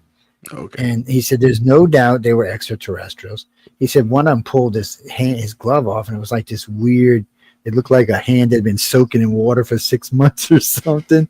It was all white and wrinkly and shit. Yeah. He wanted to throw the dice. And he said, you know what? They always won at the tables. I said, yeah, because they had mental powers. Stop dice on number 9. I was like, but all together, we ended up with like 24 new witnesses. Okay. So that helped. And, well, yeah, that's my story too. I saw these guys at the Santa Cruz Beach Boardwalk. Yeah. It was only a week after hearing Charles Hall's story on a rewind. A lot of people weren't paying attention because they didn't think, all right, maybe some kind of costumes or something, something going on at the casinos. Now, people who had actually heard the different interviews realized, oh, wait a minute, this is what Charles Hall's talking about. Yeah. I mean, we have enough witnesses call in to us to add it to the list because the way we do aliens is you have to have X amount of people to be considered. So for us, it was ICAR. It was the Greys, the Reptilians, the Humans, the Light Beings, and the Brown, which we call the cleaning crew. So at first, that's all we had was 5, and then we added Charles Hall's in. And we kind of stopped it. People are like, Joe, you got to add the Manish. You got to add the Manish. You got to add the Manish. I'm like, why I got to add the Manish? And people. So, well, you see, and people, I think sometimes people screw up with the grades. I'm not 100% sure there, and okay. I don't want to flip it into that, but I think sometimes that's what they do because a lot of times when they describe them to me, it sounds like the gray, and I was like, gray with no antennas, I guess. And then I got to thinking maybe the cyborg grays had antennas on them, because there are some 3-foot grays that are cyborgs. They're half Okay. gray, half machine, and they control themselves, but they're also controlled by the other grays, I see. the other 3-foot grays. And people say, grays come in 3-foot, 5, 6-foot, 7-foot, and 9-foot. And Wow. yes, and, well, the consorts, the queen's 9-foot, and she usually has 2 consorts, and they're usually 8 or 9-foot themselves. They're males. And then there's a group of 7-foots that are guards that guard wherever the queen is. And then the 5, 6-foot are the ones that come in after the 3-foot get you. They're the next level you get in. A lot of times they like to play good cop, bad cop. They love Holocaust cop. I don't know what it is with their asses and these Holocaust, these cloaks, the Holocaust cloaks. They just love them things. And you'll see them sometimes in brown, sometimes in black, sometimes they'll have red eyes and stuff. But it's the grays. It's like they're playing games to get information or something. Sometimes I think they're just playing games, to be honest with you. And then a lot of times you'll see them but they're more like the ones who make sure that the little grays are doing what they're supposed to be, and they also bring the information to the 7-footers. That's pretty much, they're like the intermediate guys. Now, Gotcha. people, none of them are gray to start off with, but there are, we'll say there's gray, white, and brown, but the grays are not actually gray. So to help you with this, the ships make a blue plasma. That's something they absorb through their skin. That's how they eat. And they just absorb it through their skin. Well, as they absorb it through the skin, when they completely absorb, they look like a cobalt blue, like an electric cobalt blue. Right. And as it fades out, if they haven't eaten for a while, it gets translucent. So people think they're grays, but it's not. It's just translucent. The whites do the same thing. So when the whites absorb, it gives them like a creamy blue color. And when they run out of food, it kind of looks translucent. Gotcha. The browns, it's a little bit different, but so it's just the way it is in the color. So people get a little confused by that. I'm not exactly sure what the 7 and 9-foots are eating, but I don't think they're eating that blue plasma. I think they're eating something else. I don't want to speculate on that because I'm not sure. I'm not exactly sure what it is they're eating. As long as it ain't us, I'm okay with that. Yeah, exactly. It's been a kind of strange thing. Oh yeah, see, somebody put that picture up there. So but people never took the time to really go through and ask the right questions. Yeah. People, oh, it's just a gray. Well, no, that's not what the hell it is. And so now we use that as an abduction criteria, because if you really know the colors, we know you've seen one. Interesting. So if you just come up and say it's like gray, like your gray car outside, I'm going to know you're full of crap, and I'm not even pay attention to you. And it's just, when we first broke that was just 30 years ago, but we were all stunned. And then the lady said, oh no, and she had a picture of one. And I mean, it was so blue. It was like, wow. It was like a blue I've never seen before. I don't know how to explain it. It really was like a blue I'd never seen before. And which makes sense. I mean, there are different species using different colors. But the ships run on this stuff too. And this is how we found out about this. So we kept getting reports of blue. It just randomly somebody be talking, oh, this really weird blue color, this really weird blue color. And we kept getting these, and we're like, what the hell are they talking about? And they were being immersed in this blue color. It was like little sparklies inside, and they would immerse you. You come out feeling better. I'm like, So finally, I went one night, I called 50 contactees up, and I said, look, this is what I want y'all to do. I made sure they didn't know each other. I said, I want you to put in your head, what is the blue color? What is the blue color? What is the blue color? So next time they take you, they'll answer, because the grays are worse than the reptilians and humans. They'll do it too, but the grays are worse. So when you hit them with a question, a lot of times they will answer without thinking about it. Now, ladies and gentlemen, just so you know, there can be consequences for this. Okay, if it's the wrong question, the grays can get extremely upset, and their mental powers is just something you don't want in your head. And if I'm just warning you ahead of time. This question didn't seem to upset them. So they came back with it, and all 50 had the exact same answer. That's great. So when awesome. you do this, you get all the same answers. You've got something, because they don't know each other. Yeah. Nobody knew what the question was but them. and they come back and give you the answer. And then we found out that the ship just made it and would absorb it as fuel, and the Greys used it as energy. And they could, if we were damaged or hurt, they could put us in there and help heal us. Oh, And I was like, well, wow, this is something I never thought about before. yeah. But it also makes the ship kind of have this blue sheen to it when it first runs it through its system. So sometimes the ship will come off as a kind of a weird luxy gray color, but when its ship's running the fuel through, filling up, it gets like a shimmer to it.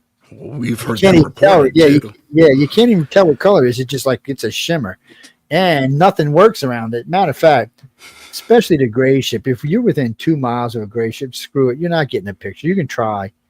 You can be out there, tapes on everything. Well, you're not Get getting 8 anything. miles away with a telephoto.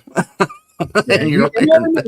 well, there's a really good photo we got in the desert in Mexico of this ship. It's off in the distance, and we were snapping shits. At first, we thought it was a sandstorm, and then we noticed there was a big round ship on top of it. And it was so close to the ground, it was creating the dust to pump up.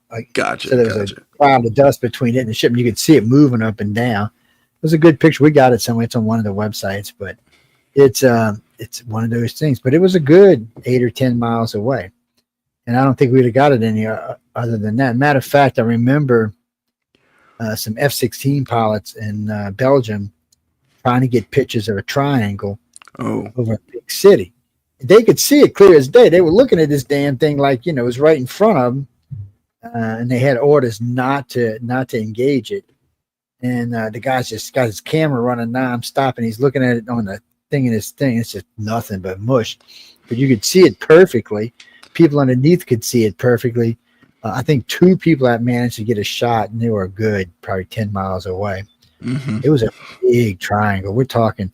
So I can't remember the name of the city. It was one of their major cities. It was bigger than the city. Like Antwerp or something? It was, I don't know, but it was big. We're talking 3 or 4 miles across, a mile high, 3 miles long. It was huge. Wow. Now we seen one in Tampa, Florida. We went out. Somebody had told us about this triangle they kept seeing over this island. So finally we rented a helicopter, like a bunch of dumbasses. Went out there. I think it was 10 of us, all kind of equipment. I think you told me this story. Yeah, I think it's way off in the distance. You're looking at this, looks like this mushy black thing. It was kind of, cloudy day, thunderstorm day. And as it got closer to the island, we realized what the hell it was. And we were going to try to leave, but we couldn't because we had a helicopter out there. And we had to call a guy to come get us. And the damn radios weren't working. And then out of nowhere, these fucking Jeeps come. Whoosh, whoosh, whoosh. Man, they fucked us. Oh, excuse my language. They messed us all up. We got slapped around, beat around, and seized all our equipment, drug us down. And then we were underground. You're an underground base, yeah. Oh, yeah, we were underground. We were underground for a while. And then when they finally decided to release, and they wouldn't give us none of our equipment back, by the way, ladies and gentlemen. And the 2 cameras they did send me back had internal hard drives that had been smashed. And they threatened us. They did all kind of stuff. But when we come out of the base, we were in Tampa. Somewhere in the middle of Tampa. I still can't remember where. Y'all go now. Where was the island? Was it close to Cape Canaveral or something? It was close to Tampa. It was, close. Oh, okay. 5 miles off the coast or something, 7 miles off the coast. Still, I mean, damn. Nothing on it. It was just a big sandbar island, basically. Yeah. And and we went and flew over it a couple times to see if we could see any hatches or anything. That was the funnier part. A couple of weeks later, we got warned. Don't Joe. Did you not learn your lesson? And this guy's cussing me out all kind of ways. Did you not learn your lesson the first time? Fly over the island again and see what happens. We got missiles out there. It's like, oh, never mind. And He's really good. I bet. Yeah. And the pilot was nervous the whole time, like he knew there was something out there. Oh, okay. Yeah. We're not going back. So that's that. We don't need to go there again. I guarantee you, though, we lost, and this was 20, 25 years ago, we lost probably $15,000 worth of equipment between all of us. It was horrible. Wow. We were all just, Jesus. all kind of advanced cameras and stuff. It was so bad. But Oh, you dude. get all of these reports, that we want to go check out. And the one that's the craziest is my wife. She's nuts. She'll go places. No, I'm not kidding. We're at Eklund Air Force Base one afternoon, Mm. and she goes around the fence. I said, "Baby, what are you doing?" She said, "Oh, we're just gonna go walk on the sand." I'm like, "Oh, I can see this is not going to end well." So we're walking on the sand, me and her. Then she get all embarrassed because there's a nude beach out there, right? Oh, yeah.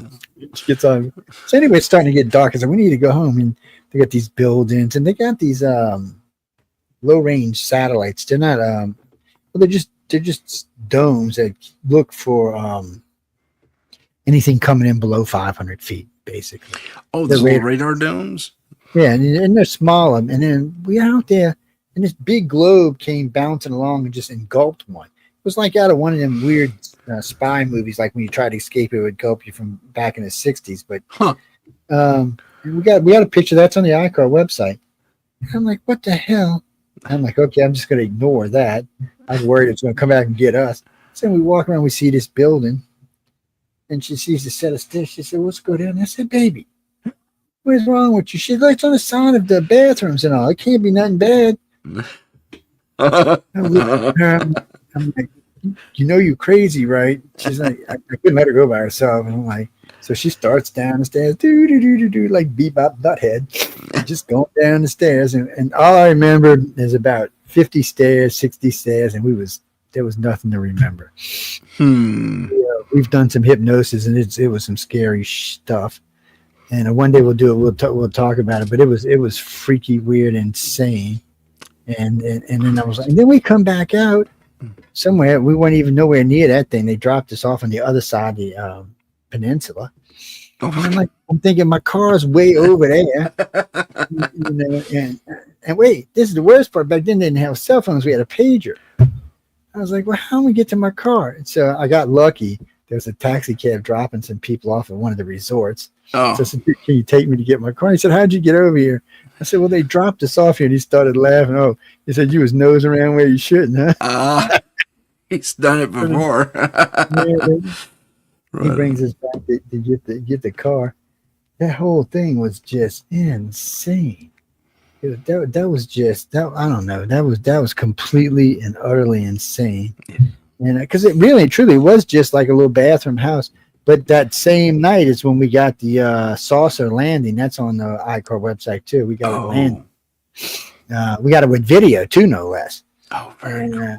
Well, I started researching Eglin. They got, what was it? Yeah. 84 runways in the middle of the swamp. Oh, there ain't no roads or nothing, man. Just some. I didn't even know what to think about that. Yeah, well, they trained your special forces stuff out there, so yeah. So first it came in, and it hovered over the beach for a little while, and they had just built a new tower out there. And it's just sitting there, and it tilts a little bit and goes forward.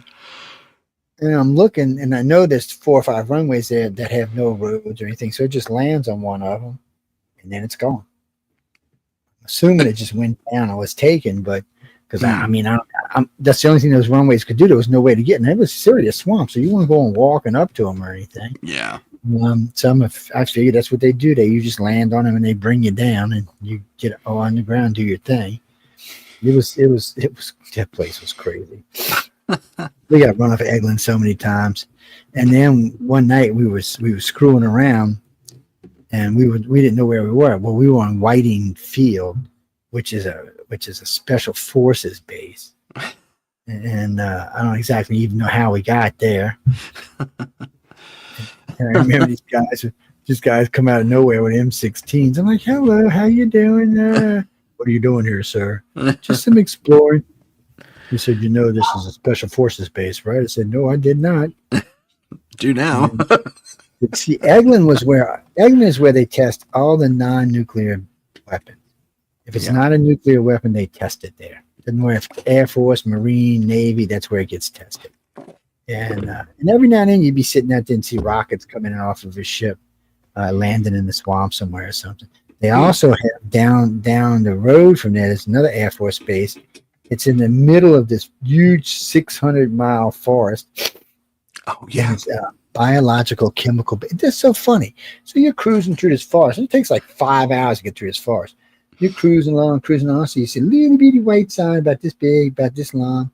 Biological chemical testing facility. And then you come back, there's another one on the other side, a couple of miles earlier. It says the same thing. I'm like, and I said, where in the I said, I'm never coming back to this place. Because you never know what's going on back there. Oh, I know, dude. I It's can't remember insane. the name was Jackson or something. I can't remember the base name, but I know what you're talking about. I was Air Force, so I'm a little familiar with it.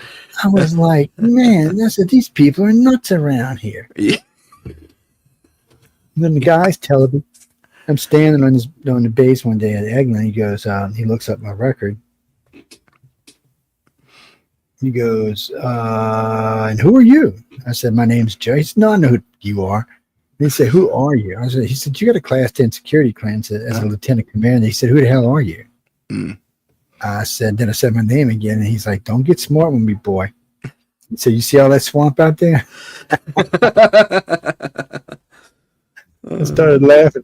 I said, yes, sir. I said, when you see that it's a clearance, I'll come looking for you. It's always the same thing. Oh, all these alien hot. No, it's not what that clearance was for. I wish that's what that clearance was for. But that was back in my Navy days. I wasn't even looking for aliens. Yeah, man. Matter of fact, one of the things that helped me get into it was I'm sitting down on Nimitz one afternoon in the line shack, and these pilots are coming in telling me about all this weird shit they've been seeing.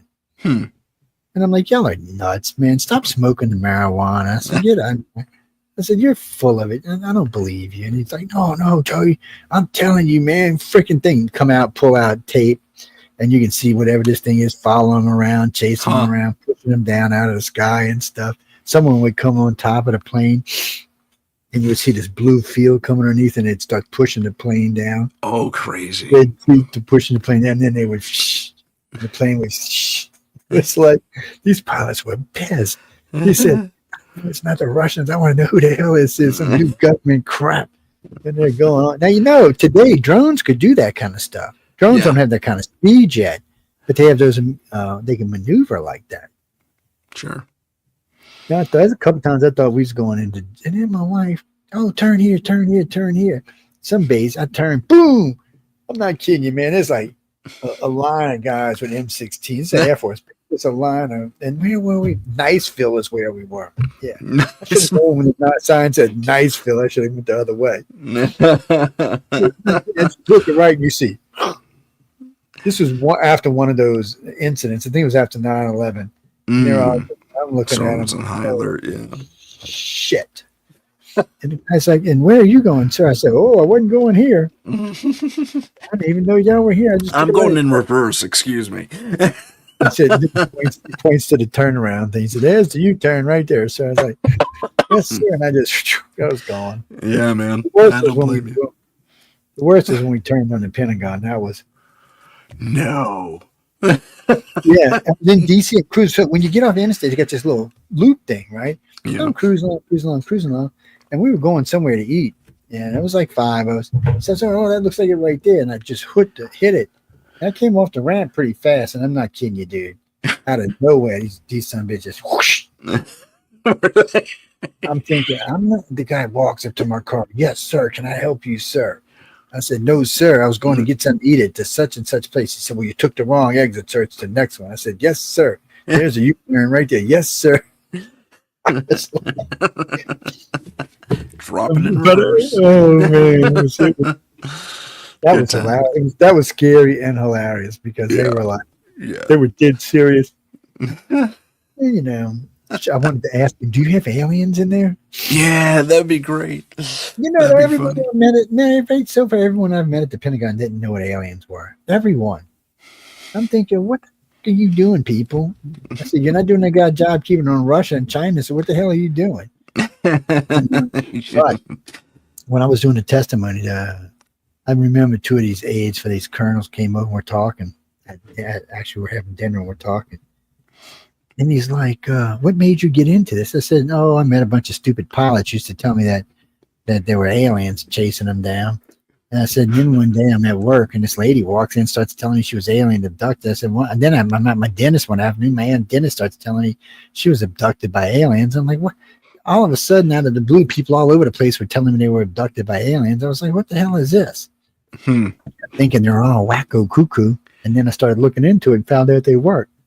And he said, so you believe? I said, no, I don't believe. I know. I said, there's a difference between. There's a difference. And he was like, really? I'm like, oh, yeah, really? I said, when we get back. And then, matter of fact, when I got back in the polygraph, they asked me that. And I said, I know anything, just like, the guy's, when I did that, the guy's face just kind of, whole face just kind of drooped down. Like, yeah, I bet. Shit, this is real. That was the funniest part to me, doing both times. The simple fact that when I was doing it, there was a realization to them that this was actually real. That they before this, they thought this was just some BS. And then I tore up, what's his name? I tore up Greer and his buddy. Really? Tell me about that. Because Greer's been going on and on. So Greer's going on about this dimension. He said, well, what do you think? I said, I think Greer's a moron. And I said, you know that guy, that spy guy y'all had up there who's third-hand information? I said, let me ask you something as a general. Do you take third-hand information from spies? And he started laughing. He said, well, I said, well, gee. He said, well, he goes, bleep, bleep, no, man. I said, well, why are you listening to this idiot? I said, first off, let me ask you something. I said, if we were flying through a hole and we lost 175 aircraft, would we ever go through the hole again? He said, no, after 10, we wouldn't go back. I said, my point. And I said, and if some weird group was getting our people, would we let them have it? He said, well, hell no. We wouldn't even let the Chinese guy. I said, my point exactly. But yet you're listening to this idiot like he's real. And he just kind of looked at me like, I really didn't think of it that way. I said, now, those pilots I was listening to, they were being serious. I said, everything coming out their mouth, I would take as godsend. But I mean, they weren't saying nothing, but these alien craft were weird. Yeah. And he said, well, what do you think about Stephen Greer? And I started laughing. Started laughing hard too. I said, you got to be shitting me, right? I said, the guy who said there's 51 types of aliens visiting our planet. I said, I'll do you a favor. I'll go over the type of aircraft that I know that are here. I said, there's about 5 types. I said, I guess them other ones hitch a ride. And I said, let me go over the aliens that I know people say that are here. So, whoop, that's 6 types. I said, I don't know where the other 45 types are, but maybe they're coming through a portal or something. And then I said, well, do you have a Stargate? And he looked at me, what, are you stupid? I said, well, that's what I heard George Bush was doing over there, trying to get the Stargate. And he's got a big old belly laugh going on. A big old belly laugh. He said, well, we wish. And he said, we'd be using it to drop bombs on people. They wouldn't even know it was coming. There you go. Yeah, they would too. Yeah, they would. He was being serious about it. And then, but by the time I got through, what is his name? Koresh. He said, I said, if I was you, I would investigate him. I said, I think there was some fraud being portrayed on you for whatever reason. I said, I think what happened was Mr. Greer's popularity's been waning real hard and he can't make that money he was making before. And I said, I think he just came up with this bullshit. I said, because come on, man. I said, well, you'll know. I said, do you have 75 craft? And he looked at me like, what are you, stupid? So I said, look, how many people we got in here from the Pentagon? I said, I know some of y'all represent Area 51 or you wouldn't be here. Right. I said, how many craft do we have? And they all just looked around each other. As far as I know, we've got. Okay. I said, well, what about the Roswell craft? He said, I often wondered about that myself. He said, and if we do have one, it's something we retrieved from the Germans. He said, I couldn't tell you if it's alien or not. He said, but I guarantee you if we have one, it's something. He said, but we don't have a bunch of stuff like that. I said, what about Dulce? He said, what about it? And I said, he said, would you like to go to Dulce? I'll show you how big it is. It ain't big enough to have all that shit they said was going on down there. And I was like, really? He said, oh, no. He said, it's maybe a mile long underground. He said, it's probably only 40 stories down. He gave me a complete layout of it. And he said, that's Dulce. And he said, you don't want to go down there because it's contaminated. But if you want to, I'll put you in a suit and take you down. Okay. It's contaminated. Good times. I was like, I said, well, I heard your boy said there was fighting him out with machines. He started laughing. So one of the guys that works at Dulcie comes up, he goes, and they're both just laughing. I mean, big hard belly laughs. He said, well, I've never heard that one myself. He said, but I'm going to go see if there's any gray bodies did down. I was like, he said, where do they get this stuff from? I said, people need to make money. I said, so they say all this shit. I said, Greer left his job. Think of this. That Greer was in charge of the emergency room in New York and left to be an alien guy. An alien hunter, yeah. I said, so remember this. He takes people to some little place out there. I think it's in in Virginia. He charges $5,000 a head to have a spiritual encounter with an extraterrestrial. And he looked at me like, that sounds like fraud to me. Yeah. I said, well, he brings 12 people at a time. I said, what is that, 60 grand? Yeah. Every time he does it? CE5 or something like that? I said, look what else he's done. You know, I said, when he did the big thing in Washington, he made almost 200 grand off of that. And he looked at me going, you're shitting me, right? Well, Greer just went from here to here now. Yeah, if he finds out it was me, he'll probably shoot me, but still. It's I couldn't take it anymore. I just couldn't. They asked, and I couldn't take it anymore. So when I was done with him and Koresh, I think they're gonna put Koresh in jail. Actually, really? Yeah, I think he's going to jail. Maybe Congress can protect him, but even the Congress ladies are looking at me like, "You're kidding me, right?" Because they kind of thought he was telling the truth, and I was like, "This is the military." I said, 75 UFOs. I said, "What, you think the aliens would come get the UFOs?" You'd think so, right? I said, how many? I said, the Greys are so much more advanced than us. I said, if we've got anything of theirs, they're letting us keep it. And she said, well, how many times you been to Area 51? I said, that's classified, ma'am. She looked at me like, she said, you're shitting your ass. I said, it's classified, ma'am. I'm sorry. I can't go. I said, I can go other places you want to talk. I said, I can't talk anything about them. I said, I can tell you how many times I've been outside of Area 51, about 5. So you've been outside? I said, yeah, waving my hand, yanking on the fence, flying drones around. They don't give a shit out there. I said, I met the sheriff. He tells me, oh, you know, if you only go into gate 1, it only costs you $750 to get out of jail. I was like, really? Half the people I know wanted to go walking around inside after that. I said, now if you go past gate 2, you're on your own, and they may drop you in some deep, dark hole. But I did say 4 things to let them know for sure I had been there before, and they were like, well, the Congress people didn't have a clue, but the military people were like, oh. The one guy was like, he said, who are you again? I said, I'm just the alien guy. And the thing that was so funny to me, they kept asking me about that class 10 security clearances over and over and over. And I was like, Joe, the guy's like, I got 3 stars. 3 stars. You see them? Your clearance is higher than mine. How can that be? He said, how many stars you got? I said, 0. He said, you even more captain? I said, no, sir. He said, well, I read your record. You started out as an enlisted man and then were promoted to lieutenant, and they gave you lieutenant commander when you got out just for your retirement. I said, yes, sir. He said, who were you again? Just alien. He said, I would have asked your captain, but he's dead. I was like, nobody, sir. And he's like, I'm having a hard time believing this, Mr. Joe. He's like, you must be not. I said, and he said, you must not be telling the truth. And then I pointed to both the guys, and they looked at him. He's like, well, how can this be? He was so pissed and so confused. Yeah. And but it was funny because the second time they sent different people, but I was surprised. When the first time I went, there was at least 30 people representing the Pentagon. And it was probably at least 10 senators there and 20 or 30 congressional reps and stuff. I was like, okay. And then I'm like, who are all you people? Then it got sticky because the second time I went, there were more Pentagon people there than they were senators or congressmen people. And I'm like, what happened? So, well, we kind of figured some of the stuff you might be talking about might be a little more classified than these idiots need to know. That's how he said it. That's how he said it. That's how he said it. But the lady running, Nancy, she was like black hair, nice woman.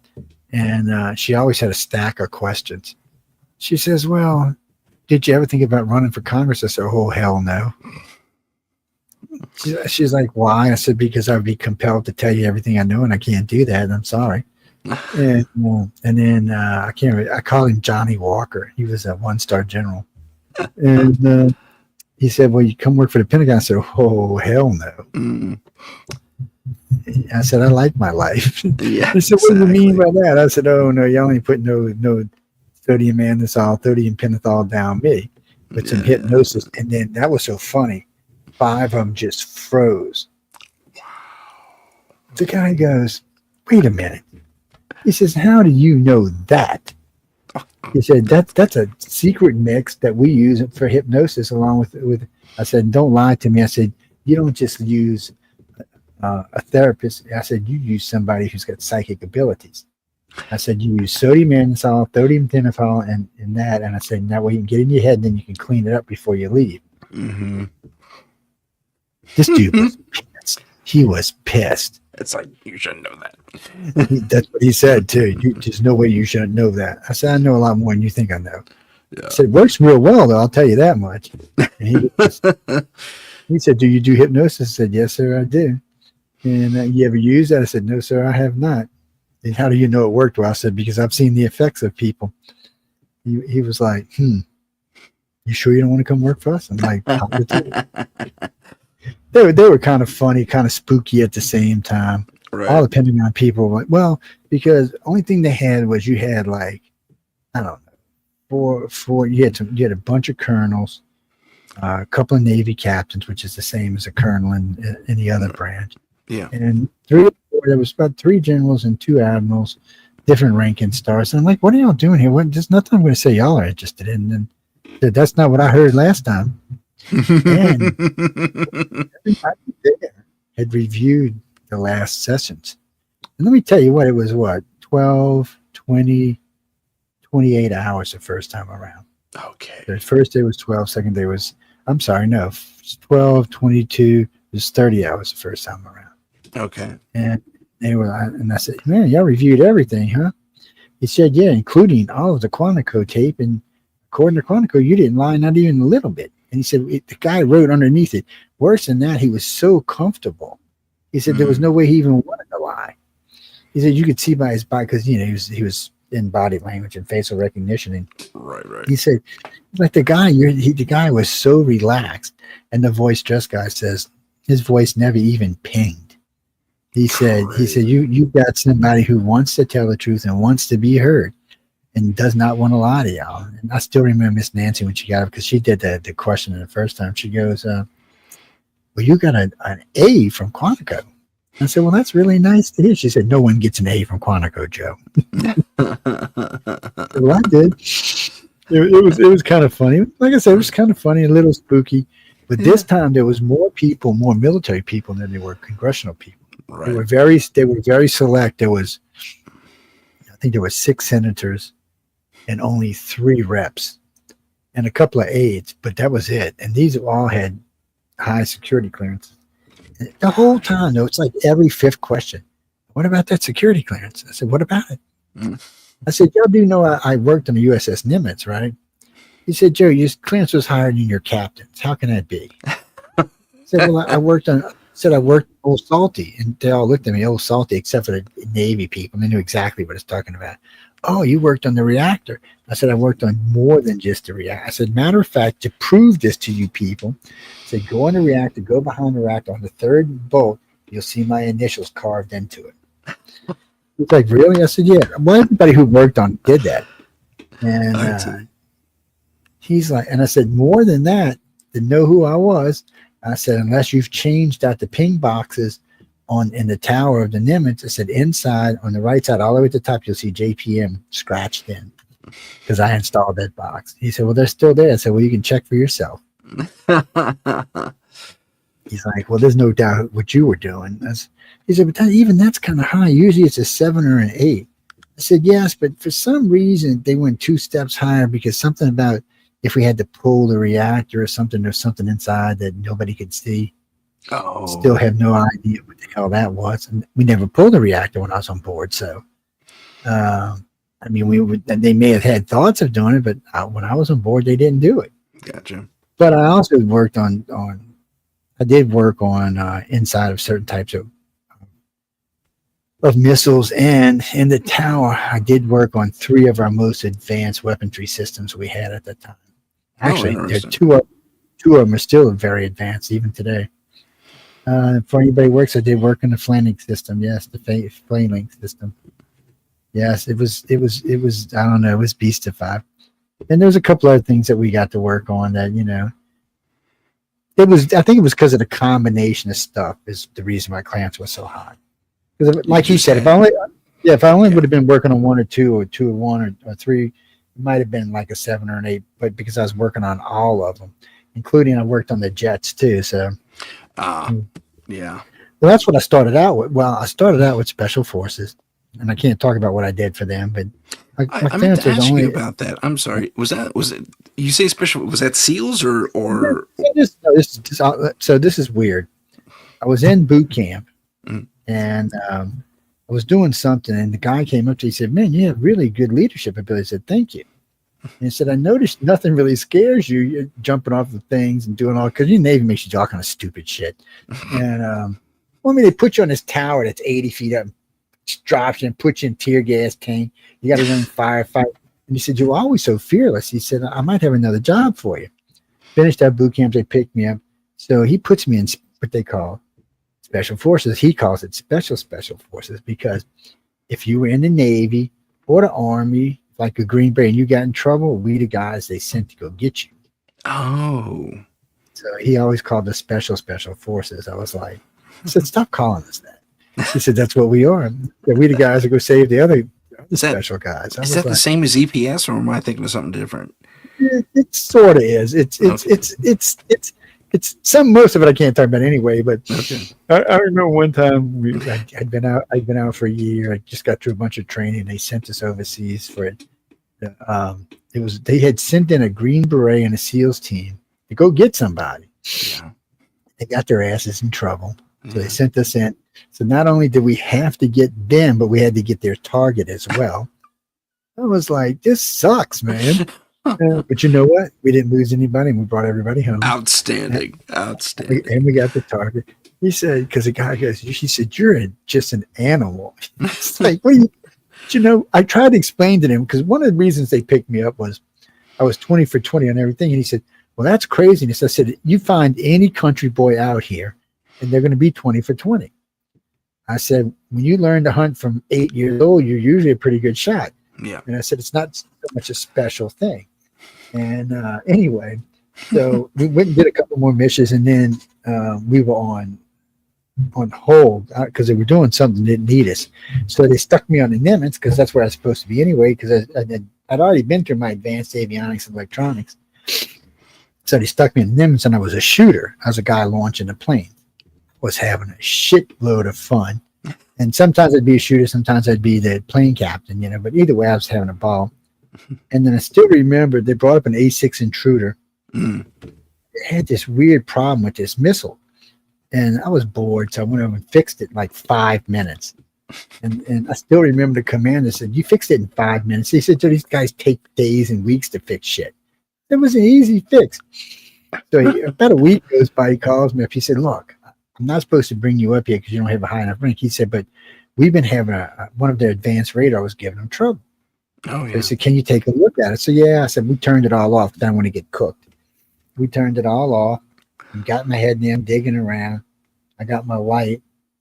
So I said, "You know what? Let me go get my infrared light." I went and got it. I said, "There's a problem. Fucking idiots." And I fixed it. I'm gonna kill you, dude. It took me like 6 minutes. I fixed it, put everything back together.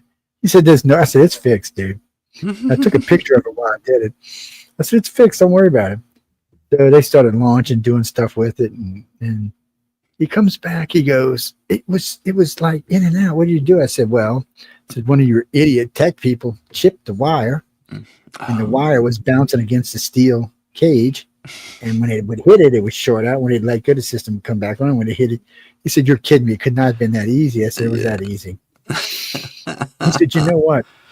I really want you in the tower." I said, "Well, dude, I'm an AIC. I said, my MOS is on the deck. I said, I'm only an enlisted man. Yeah. And he said, yeah, and how did you get them 2 rent-a-crows? Nobody gets 2 rent-a-crows because it's E5.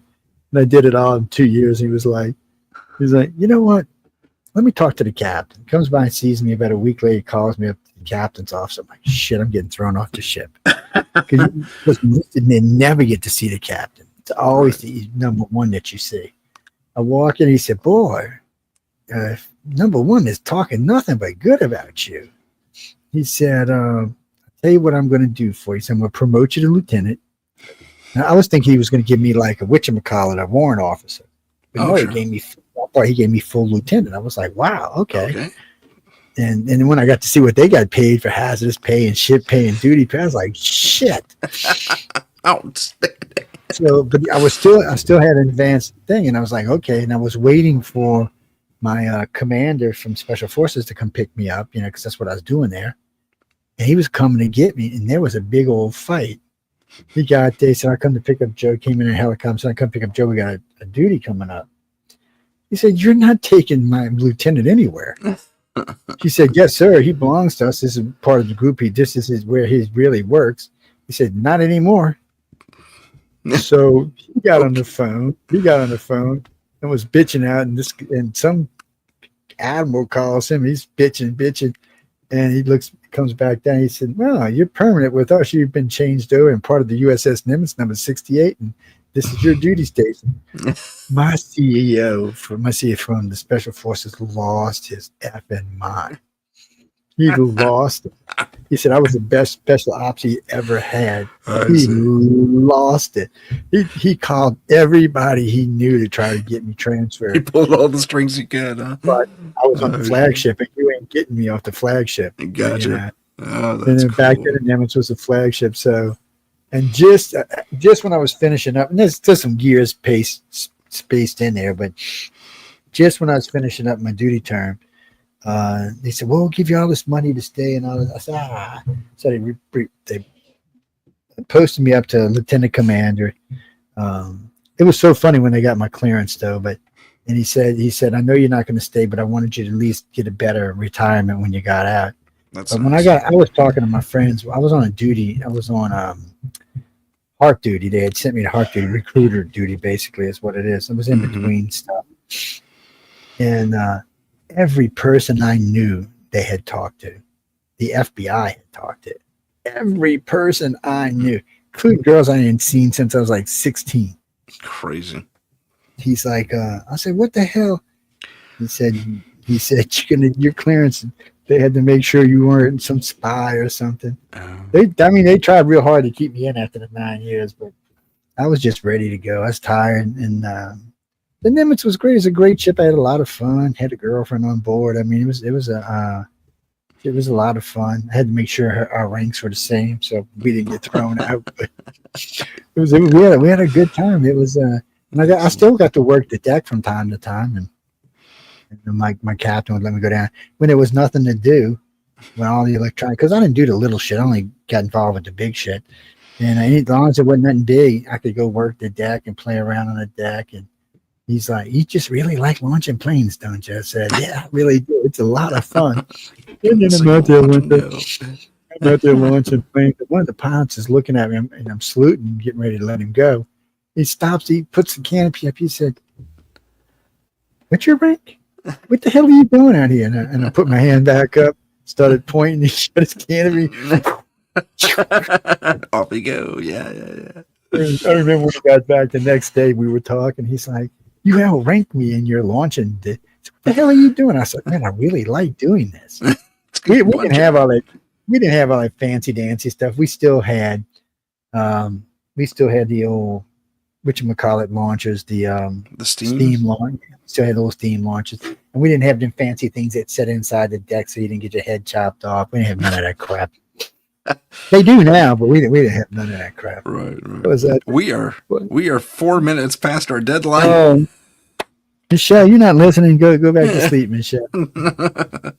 So, Joe, thank you so much for being on the show. Ladies and gentlemen in the chat, thank you so much for joining us. And those watching, thanks for joining us there, too. My name is Tim Sudano.